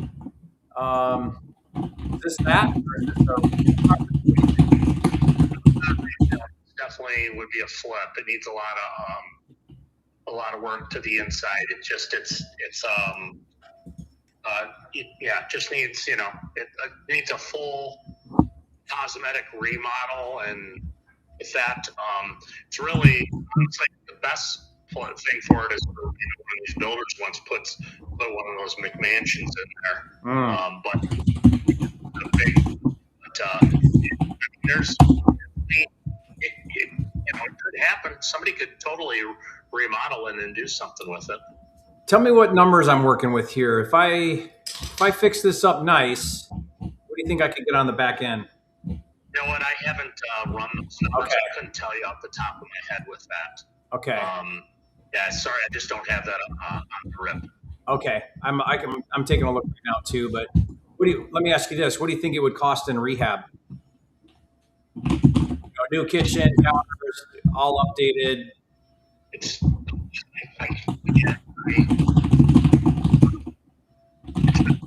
a minute since I've been inside of it. I mean, it all needs to be done. So it just depends on what you're looking at, Okay. what level you're going to. Yeah, I know exactly then what I need to spend on it. Yeah. Okay. I mean, it's it's almost 1,400 square feet, 1.5. Yep. How busy is it right there? I know it's off the road a little bit. I mean, you can pull in and out of the driveway, no issues. Yeah. Okay. But is it Yeah, is it 4 lanes not- or how bad is that? It's 4 lane there. 4 lanes right there. So I got to think about Yeah, that but too. Yeah, but it's like, I wouldn't say that's not the same as Rochester Road or something. Yeah. I mean, it seems like the seller might be motivated. I'm just looking at you listed it for $299. They waited 2 weeks and then dropped it 20. Yep. Would they entertain a cash offer if it was at a discount? Well, they'll entertain a cash offer. I mean, it just depends on what we're talking about. Yeah. Okay. Let me ask you, how often do you run into properties like this? Pretty regularly. I mean, I flip properties myself too. Okay. So you know what to look for then. Yeah, absolutely. Because I do all of Oakland and Macomb County, and I can't seem to find enough opportunities for my contractors or my cash, That's everybody's problem right now. Yeah. So what I like to do is I work with a lot of agents like you, where when you sit down at the listing appointment, suggest to the seller to entertain a cash offer. We come in, present that. If they like it, then you don't have to list it. I still pay the commission. By the way, I'm unrepresented, so I'd let you do both sides, so you could get the full 6%. I am licensed, but I'd let you, take the buyer side because I'm after the property, not the commission. Sure. Is that something you'd be open to? Yeah, absolutely. Great. Yeah. Because I find when I'm competing, once it's listed, you know how it is. It's a lot harder. 100%. I get it. But I definitely, definitely keep your information. Yeah. So that if I got something that might appeal to you, how much will you go up to? Like, how much will you pay? Oh, it doesn't matter. I've done Bloomfield Hills and all of it out there. Okay. And we'll do Pontiac. Like we do low end, high end. As long as it's Oakland and Macomb, that's kind of my stomping grounds. Sure. I try to stay. I do Detroit, but I try to stay out of Detroit because every time I do Detroit, I wish I didn't do Detroit. Yeah, I don't. I really focus to not go in that area just because I'm a retired Detroit firefighter, and I just have seen too many bad things, and I know too many people that own rentals down there that their stuff's getting stolen, and guys who are doing a flip, and unless you got somebody sitting in the house all the time, stuff disappears and garbage gets poured in the driveway, and it's just not, it's not a market that I focus in. Yeah, I get it. Well, I have a pretty simple formula I follow. I try to stay at about 70% of the resale value, whatever I can resell it for fixed up. So that's counting my rehab. So what I'll do is I'll take 70% of that. I'll look at comps. I'll try to find something that's similar, recent, nearby, take 70% of that, subtract out my rehab budget, and that's where I would need to buy. Right. Which might put me like on this one, it probably down in the like low twos. So I don't know if that's something they're ready to entertain. How long is this? It's not been listed long. Not a whole long time. What do you think about a verbal at like 225? If they entertain, he's not going to respond to a verbal. I just was trying to save you time, but you would, No. Yeah, I think that right now, probably the lowest I could get him to would be 250, somewhere around there. I think he's not going to go. I'm not kidding you, I've already had like 10 offers at 225. Okay, well, that tells me I'm at the right spot then. Yeah, I guess. Well, that's, off the cuff, that's what they're coming in at. So yeah, that's probably where it needs to be. Probably. It's, I know that's what the builders want to pay for it. Yeah. Well, I'm okay to play the long game, meaning let's be patient, but like if things change with this seller, just stay informed with me. Let me know like, hey, they're getting a little more aggressive, like help coach me along here and maybe we can get it still down the road when he's low. Absolutely. But, most of my success with agents is off market when you go on listing appointments. So that's, if we could set that relationship up, that'd be awesome. You got anything right now you're looking at that I could give you cash offer on? Nothing at this exact moment. Okay. Yeah. Save my number. I'll text it to you, but save my number in your phone is Jerry Cash Buyer. And, anything you come across, I'd love to put an offer in front of them and see if we can get something done. It sounds like a plan.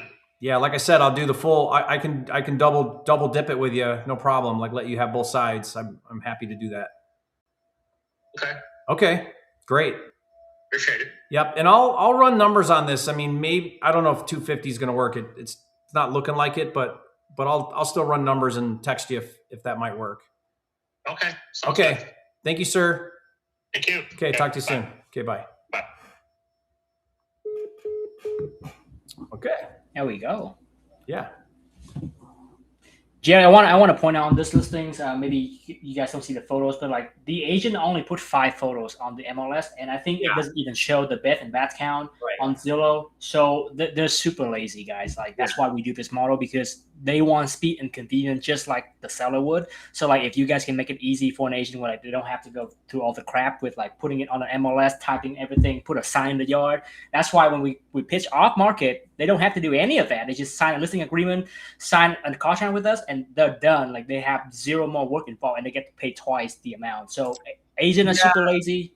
That's why we do this. And guys, that's very common, by the way, with distressed properties. Agents won't list the photos. It's sort of a double-edged sword. What's going to happen when they don't show photos is they're going to get a lot more calls because people are interested because it's priced pretty good. So people are going to call. But then what ends up happening is you waste their time because retail people go out there and they're like, oh, this thing needs a rehab. I wish I would have known that. And they would have known that if the guy would have listed 50 pictures, so I hate that because I hate it and I love it because I don't let it bother me. What it tells me is it needs rehabbed.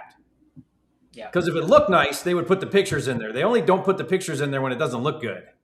So they just think it's going to show better or they'll get more activity if they don't. But really all it does is it just pisses everybody off. So I don't think it's a good move. Awesome. Okay. Hugh, you're up. All right, let's keep going here. It might be sounding boring to you guys because every call is the same. And I want to emphasize every call is the same for a reason because I literally have my script out here with me, right?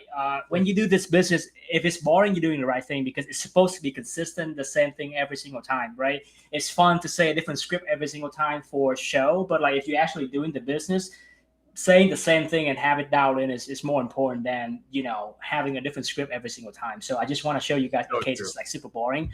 It's boring for a reason because I'm literally sticking to my process here. For the most part, Jerry, if we can take a pause real quick, on every single call with the agent, I break it down into 4 parts. The first part is just building rapport, and it doesn't have to be something crazy. It's just like, hey, how are you?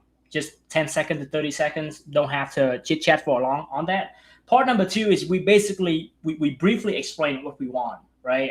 Usually it's just like, hey, I'm looking to buy another investment property within a 1 hour drive of X Metro because I onboard a new construction crew. So that's my part number two. Part number three is we explain it in more details a little bit, where we say it's a motivated seller, it's a fixer-upper, it's something off market. Do you have something like that, right? So part number three is I explain my criteria, and you guys can see, like, we call 3 agents now. Every single one of them ask me, okay, what is your criteria? What is your price point? I can guarantee you, it doesn't matter what I say, they're not going to remember any of it after you hang up. So it doesn't matter if I say 400, 500, to them, it's all the same, right? So don't focus on that. I'm saying to them a number, but I can change that number every time because I know they're not going to remember it. I think that the important question to ask is like, hey, do you have anything off market, right? So that's part number three. And part number four of the call is you have to explain the benefit to working with you, meaning they're going to receive more money for their commission, they're going to close the deal faster, and they're going to save a lot of hassles, right? So that's part number four. And also ask them to save your phone number in their phone. So it's very basic. It's 4 parts. Usually these calls are under 4 minutes. You see me do 3 calls now. It takes less than 4 minutes per call. And we're just going to go through them really, really fast. And it's going to be boring, right? But it's supposed to be boring to build a real business. And by the way, guys, thank you for explaining that, Hieu. That's awesome. And that's the nature of this. It's boring, it's repetitive, and that's why Hieu did 1.8 million in revenue in 2025, because he's willing to do the boring, repetitive work every single day. So if you can't handle that, then this isn't for you. But Hieu, I comped that property real quick, and I think the back end on that is like 400, and with a 50K rehab, because it's only 1,300 square feet, so 50K rehab to do everything. Okay. At a 70% formula puts me at about 230. So he's getting offers at 225. Yeah. Those are probably good offers. Yeah. And guys, at 70% in that market, flippers are actually go up to 75. So as a really simple way of doing my math, I just go 70. And that 5% difference is my wholesale fee. That makes sense? So what I could do is I could go ARV at 75% times 75% less repairs, less wholesale fee. Or I just run it at 70% and I know I've kind of built in my number. So Jerry, that's actually super powerful, because if you think your number is 230 and they have received offer in 225, you can use the 225 as social proof. And then I think you did. Hey, that's where it probably needs to be. But like, I think it's gonna give you even more power, because if the best offer they turn down is only 225, then your 230 is just like, that's a realm that they never seen before. So we don't know if they're gonna say no to that. They might say yes to that. You know what I mean? Yeah, so imagine this, guys. He's gotten these 225 offers. He says no today because it's only been listed 2 weeks. Let's say time goes by and I stay in touch with this agent. Maybe we do another deal or whatever. And then all of a sudden that seller is like, hey, I'm actually ready to get rid of this property. I'm kind of done with it. Then he says, Jerry, he said no to 225. What can you do? And I say 230, and they say yes to my 230. Why? Because I'm a little bit higher than everybody else. It's still a deal at 230. I can still wholesale that and make money. And because I stayed connected to the agent, I end up getting the deal, even though other people have made offers at 225. See how that works? Yeah. That's how that works. It's even better that they make offer at 225, because the previous investor do the dirty work for you. The previous investor is who get yelled at when they make a low offer. Like, are you freaking crazy? Like 225? Hell no. But when you make it 230 because they received 225 before, okay, 230, I can see why you make an offer, right? So it's like, if somebody do the dirty work for you already, just go in and make your offer, even though it's technically, 60K lower than list price. Jerry, one thing I noticed on this deal, it actually has been listed before the same year to this year by a different agent, and they listed it for 350 back in May. Yeah. So they have come down almost 100 grand now, right? So within 1 month. So what this is telling me is the seller might be more motivated than what the agent tell us to be, because they always kind of guard it a little bit. But like, I think behind the scene though, like, they're probably ready to go. I would actually make a 230 offer. Yeah, and I don't know if you guys noticed, but I pushed for a verbal, and the verbal is because usually I can get the agent to call and throw a number in front of the seller. He said the agent won't even entertain a verbal, and it's like, okay, well, do you want to write it? And then that's when he came out and actually, did you guys notice? I actually got that agent to tell me the seller's bottom line. Now, that might not be true because how does he know really what the seller is willing to take? But at least he knows what he knows. At least he revealed what he knows, which is he would go down to 250. So it's at 279. Guys, I just got a $30,000 price reduction on the phone with the agent. You know how cool that is? I got a $30,000 price reduction. I think Jerry, just for fun, I think we should call back that agent. I think our pitch is going to be, hey, I know the seller say no to 225 before. We don't really know if they're going to say no to 230 because, I'm assuming that's probably not where you receive offer before. And also, you said they want 250. I'm at 230. That's only 20K off. Like, that's we're so close. Like, just can you see? Yeah, let's write it up. Yeah, let's write it up. Let's write it up and see what the seller say. I would 100% make that offer based on like the way I see they drop the price. I do think if you put something in front of them, they have to respond to that. Even if they say no right now, they might say yes 2 weeks later. And guys, Hugh touched on this a minute in the beginning. I'm going to say something right now. Let's say 250 is a deal. Like, let's say I run numbers. I'm like, hey, I could pay 250. It's actually not a deal. Here's why. It's listed for 279. If I get it at 250 and I take this to market at 270 or 265, then I'm too close to list price. So when I call buyers, I'm like, hey, I got a great deal. They're like, okay, what is it? I'm like, it's this address on John R. And they go, you're bringing this to me at 270. It's listed at 279. That's not a deal. Oh, well, yes, it is. Run the numbers. It's hard to sell. But if I can keep it at 279 and I can get it at 230, now when I take it to market at 245 or 250, it feels there's enough distance to where I can get cash buyers to look at it. They'll look at that.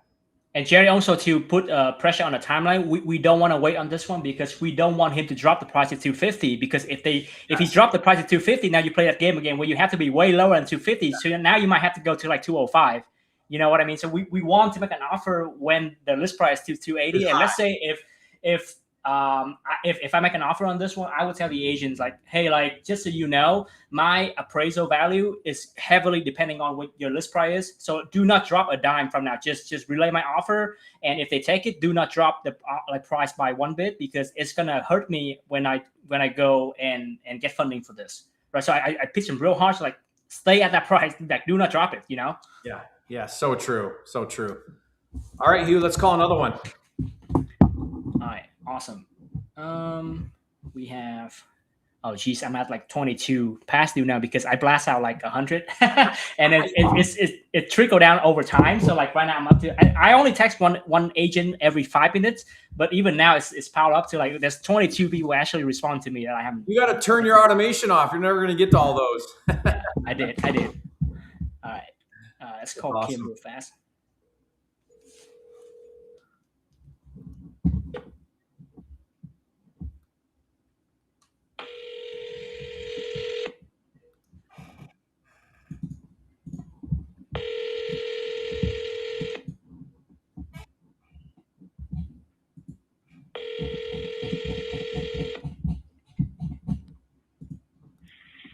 Hello, you've reached Kim Crane with Herlon Sotheby's International. Wow, you were 100 for 100 earlier. I am not 100 for 100 anymore, so let's call the next one. All right. Let's see, John Armstrong.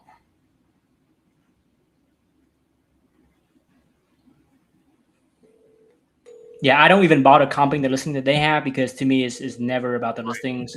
So we're just gonna wing it as we go. It's more important that I say my script than to comp.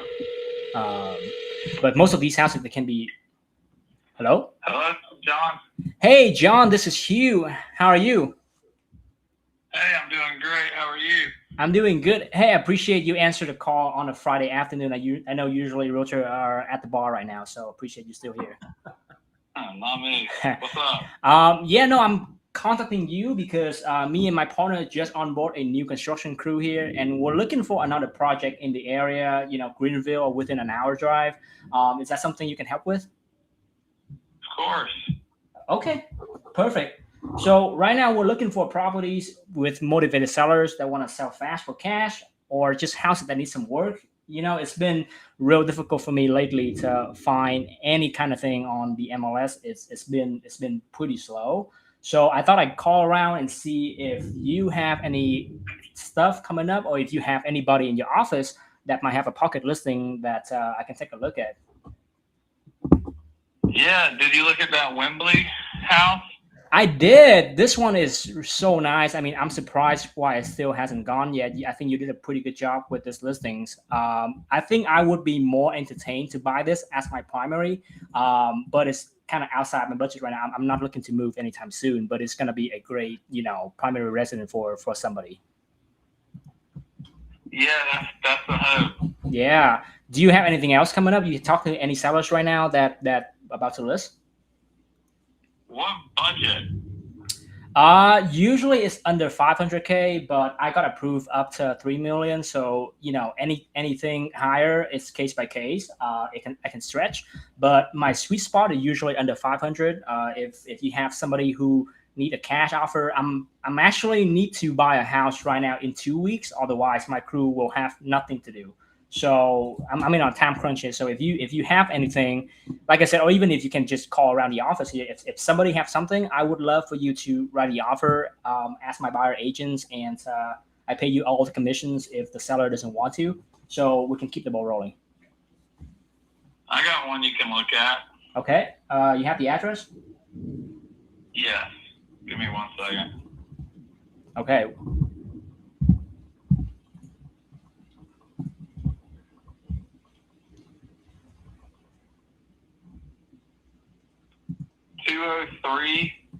Two oh three Hammett Street Extension. How do you spell that? Hammett.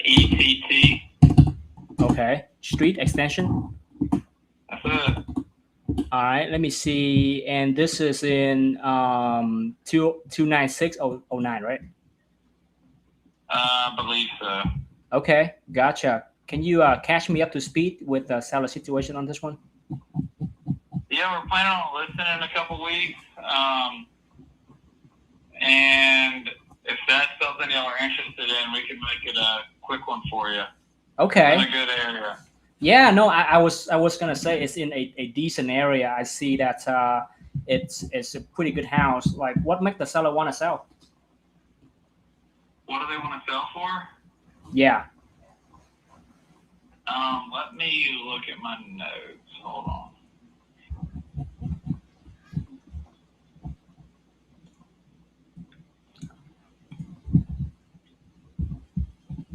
So actually, I saw that they bought this house not too long ago in 2022. So like they only been at it for 4 years.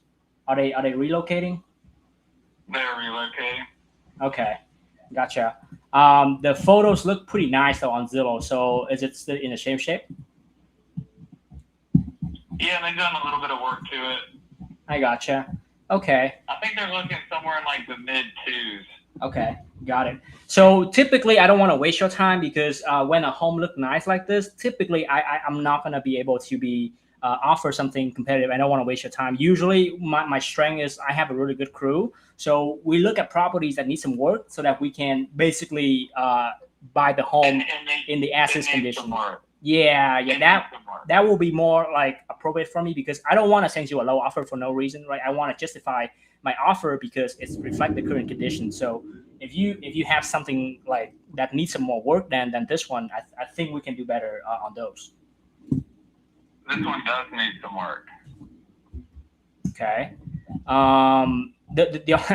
But I'll be honest with you. I see that they bought it in 2022 for 160. And I know that I have to do work to it. And like you said, if I aim to have the resale value in the 200, then at that point, if I back in my number for the rehab, the closing cost, the commission, and the finance cost, it's just like I would break even or lose money on a deal like this. So I just I just don't want to, have you investigate time into this just to figure out if we couldn't make it happen. Because I assume that they bought it not too long ago, so there's not a lot of equity for them to go low. What would you buy it for? I have no idea. I would have to run numbers on this one and get back with you. So give me some time to do that. If it's not a good fit, I'll tell you why. But for right now, though, let me send you my contact information. Should have my phone number, email, and Facebook on it. So I'll run number on this one. I'm assuming you don't have anything else, right? This is the only one.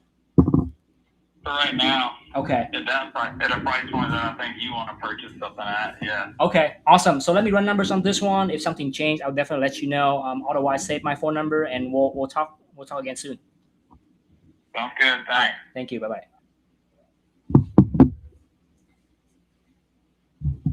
Okay, got another one.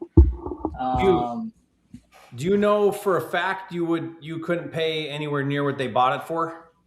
I don't know for a fact, but I think like 9 times out of 10, if they bought a property after 2022, like we usually cannot buy it.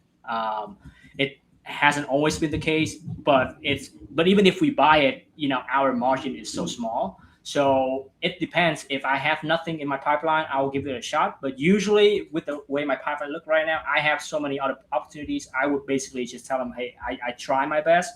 I don't think I can come close to what the seller is asking for, and it doesn't make sense. Especially when they ask for 250 and your estimate is 213. They're asking like even above estimate, and you can look at the photos. It looked pretty clean for the most part.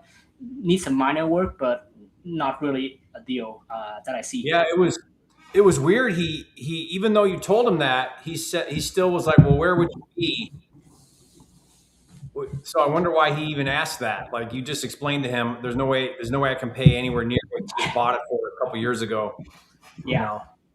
That was really good though to see, because you explained that, and then we got to watch it. Then do you guys remember? Hugh said, if they bought this thing in the last couple of years, then there's a very low likelihood that we're going to be able to buy it at a discount, because the seller's not going to take a $50,000 back.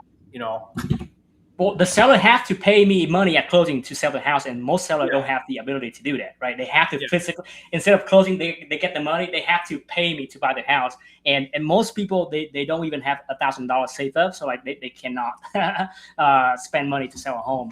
Right. So that's why I take my battle carefully. Like I said, if I don't have anything, if I'm brand new and I have this lead, I will try it.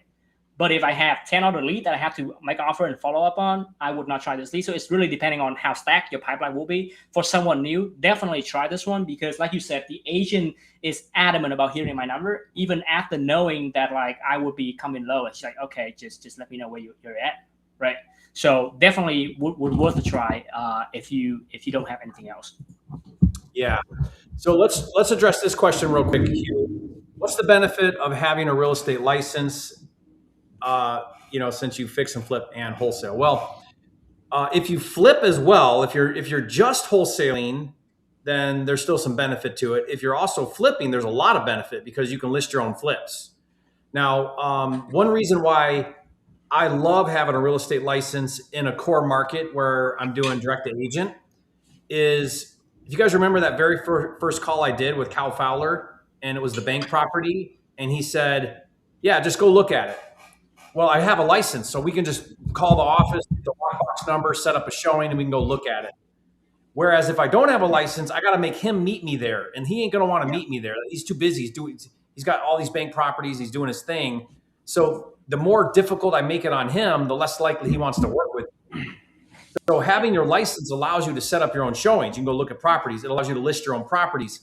Also, what I found is it allows me to relate to agents on a whole different level. I can say to them, hey, I'm licensed too.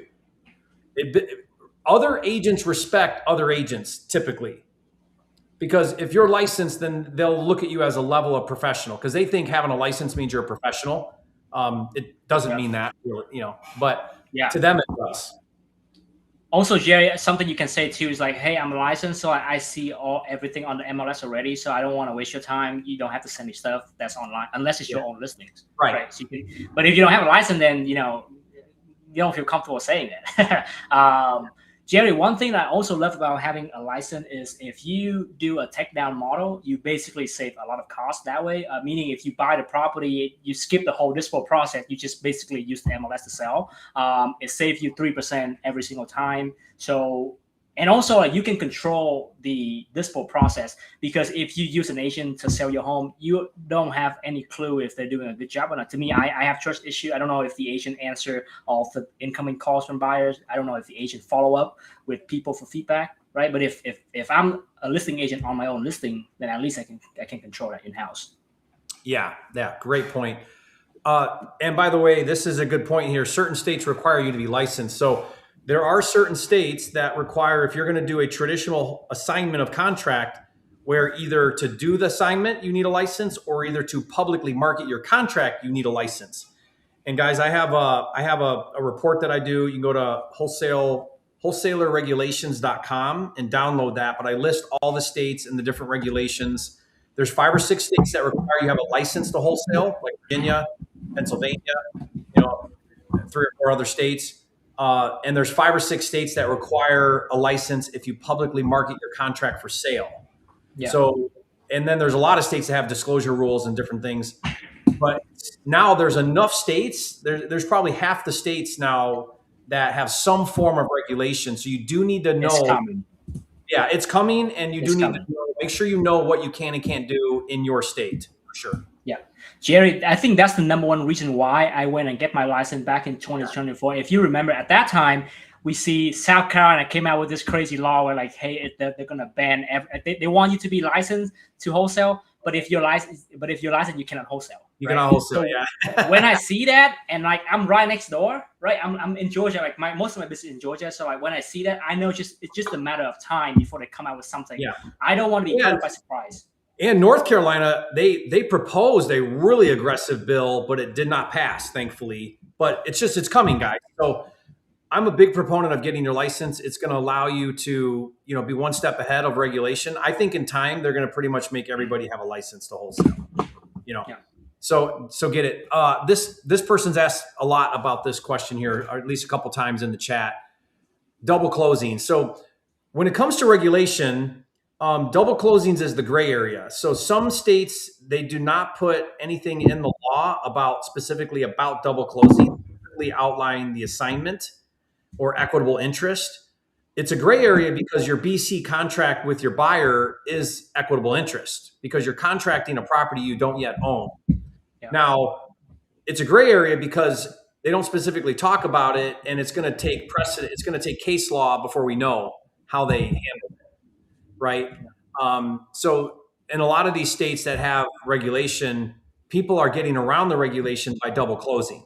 So that's one thing, is you might double close strategically because of regulation. Another reason why you could double close is because your fee is really large and you don't want the seller to see that or the buyer to see that. So some people strategically double close. Sometimes you double close like a bank property or a short sale or something. Some contracts have no assignments, so it forces you to double close. Like, there's reasons why it makes sense to double close certain times and where you don't need to do it other times, right? So I'm not real sure what you're wanting to know about double closings, but if you have specific questions, maybe put those in the chat. Okay. Hugh, did you freeze up? I'm not sure if Hugh froze up or if it's me.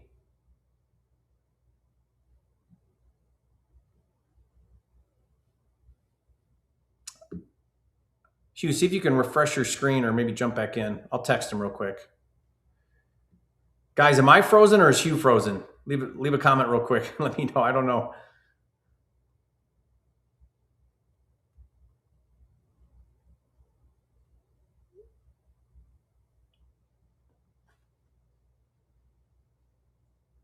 Let me answer this question here. What free tools can I use for comping the property? You can comp right on PropWire. I comp on Zillow and Redfin. There's lots of ways to comp for free. Yeah, froze. But who's frozen? Am I frozen or is Hugh frozen? Hugh's frozen. Okay.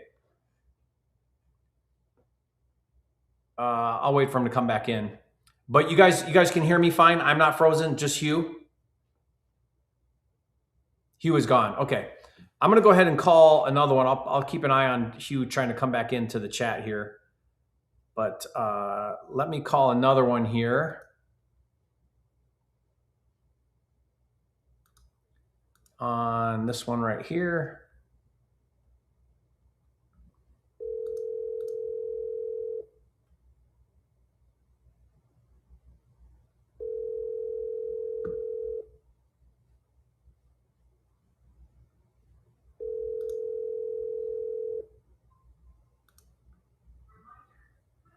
Hello, you've reached Abby Thompson. Okay, she didn't answer, so I'm going to just dial her again, see if she'll answer.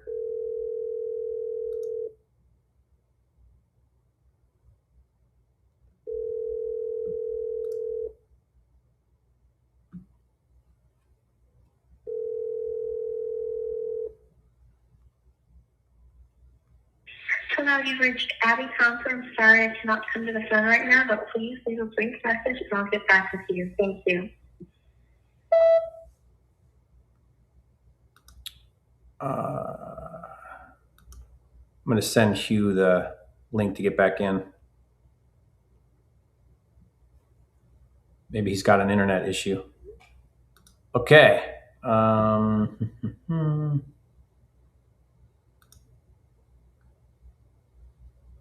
Jerry's good. Okay.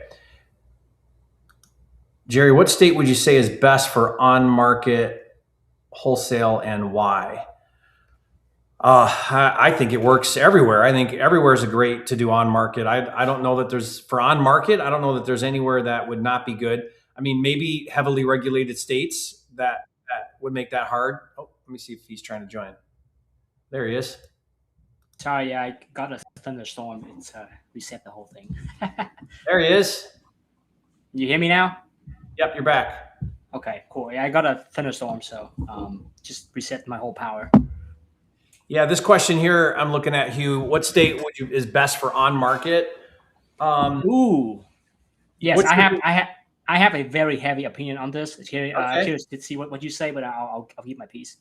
I was just going to say, I think it works everywhere really well. I would say if you're going to do on market virtual, like a virtual market, you are going to need to pre-establish boots on the ground. Because there's going to be a lot of times where you got to get eyes on the property. You're going to have certain agents that are going to want to meet there, or they're not going to let you have access. You know, you're going to run into that. And so, and also, here's a trick I do all the time with on market. I'll waive my inspection when I'm working with an agent. And if I'm fast, I'll get eyes on the property before I even get the contract from the agent. Okay. So let's say that we negotiate on the phone and he says, hey, I'm going to write the offer. I'm going to put it in front of the seller. I know that there's going to be a couple hours before the seller signs it. I get back the signed copy and now I'm under contract. So what I'll do sometimes is I'll say, look, I'll have no inspections and send me over the contract. And before I bottom line the contract, I get my guy in the property. We walk it, we get photos, videos. And then if there's something weird going on and I don't like the deal, before I sign it, I'll call back and I'll say, hey, my guy just walked it and you didn't tell me it had a foundation problem and this and that and this and that. And then I sort of like, I still have my inspection. I just do it fast. Right. But again, boots on the ground is a big deal, I think, with agents. So I wouldn't attempt to do nationwide virtual on market. I don't know that would be a good strategy. And then the other thing I was going to say, Hugh, is heavily regulated states. The regulation still applies in a lot of states. Disclosure still applies. So if you're working with a licensed agent, maybe the licensing part doesn't apply. It'll depend on how the law is written. But for sure, the disclosure stuff still applies.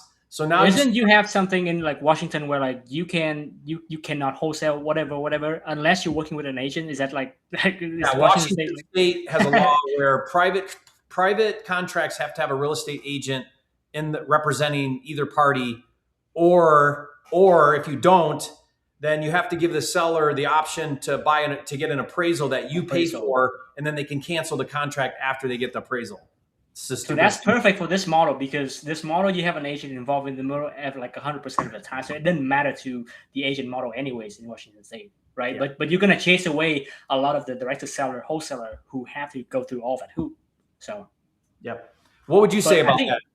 Yeah, so I do think that if you are not local to a competitive market, don't try to virtually wholesale it. And what I mean by a competitive market is you're gonna have markets like Atlanta, Florida, Phoenix, where you're gonna have people exactly what Jerry does. They can drive to the home, they can see it, they can go zero inspection, they can put 5K on his money down. Right, you cannot compete with that because if you're new and you're virtual, you don't have a competitive edge compared to someone who is local there. Now, versus if I go to you call it a sleepy market, I think it's a perfect name for it. If you go to like an Ohio, an Indiana, Kentucky, those are really good market. It's just not popular because gurus online don't base out of there. They don't have big community in those states. So I bet you if we're calling 100 agent in Atlanta versus calling 100 agent in Kentucky, the agent in Kentucky will be so friendly. She'll want to talk to you. They want to do everything with you because they don't receive 10 texts a day from investors. I'm in Atlanta. I'm a licensed agent, and I list distress deal all the time on the market because I do a technical model. Jerry, I receive like 5 texts a day saying the same thing, right? So it's gonna you have to do more to stand out. Now I am okay in Atlanta because I'm established. I can send the agent the Google profile. I can send the agent my proof of fund. I can send the agent all of the project I've done in the past. But like it's gonna take me extra effort to compete in Atlanta. Versus if I go to a sleepy market, I don't have to do none of that because the agent would just want to talk to you no matter what. Yeah, that's so if you're virtual anyways, don't compete where you don't have an advantage, right? Because in other markets, you don't need any competitive advantage because the agent doesn't get called every single day. They'll be thrilled to talk to you. Yeah. There was a question in here about proof of funds. So guys, if you're a member of my my deal management software called Flipster, you have to be either a pro or prime level member. The basic level doesn't have it, but we provide unlimited proof of funds letters, and they're custom. So they'll have your name on there, they'll have the address of the property, the dollar amount, and they're custom proof of funds letters, and they're unlimited. Now it is just the letter. So if they want to see hard proof of funds, like a bank statement, about 10% of agents like hard proof of funds. Most are fine with just a soft proof of funds, which is what we provide in Flipster as a service. So I forget who asked that, but there's that answer that question. Good. Well, we're about out of time, guys. I think, Hieu, you and I need to go longer doing this. 2 hours felt like 5 minutes to me. Yeah, for sure. And we have a lot of engagement, so people just I think people have a lot of questions that we can answer. Yeah, I just want to see if there's any other questions. Is there any other questions you see in here that we can answer real quick before we? What would you say to an agent that won't expect an offer? Do you answer that already? What would you say to an agent that won't expect an offer if you're not represented? Of course, they don't want to produce.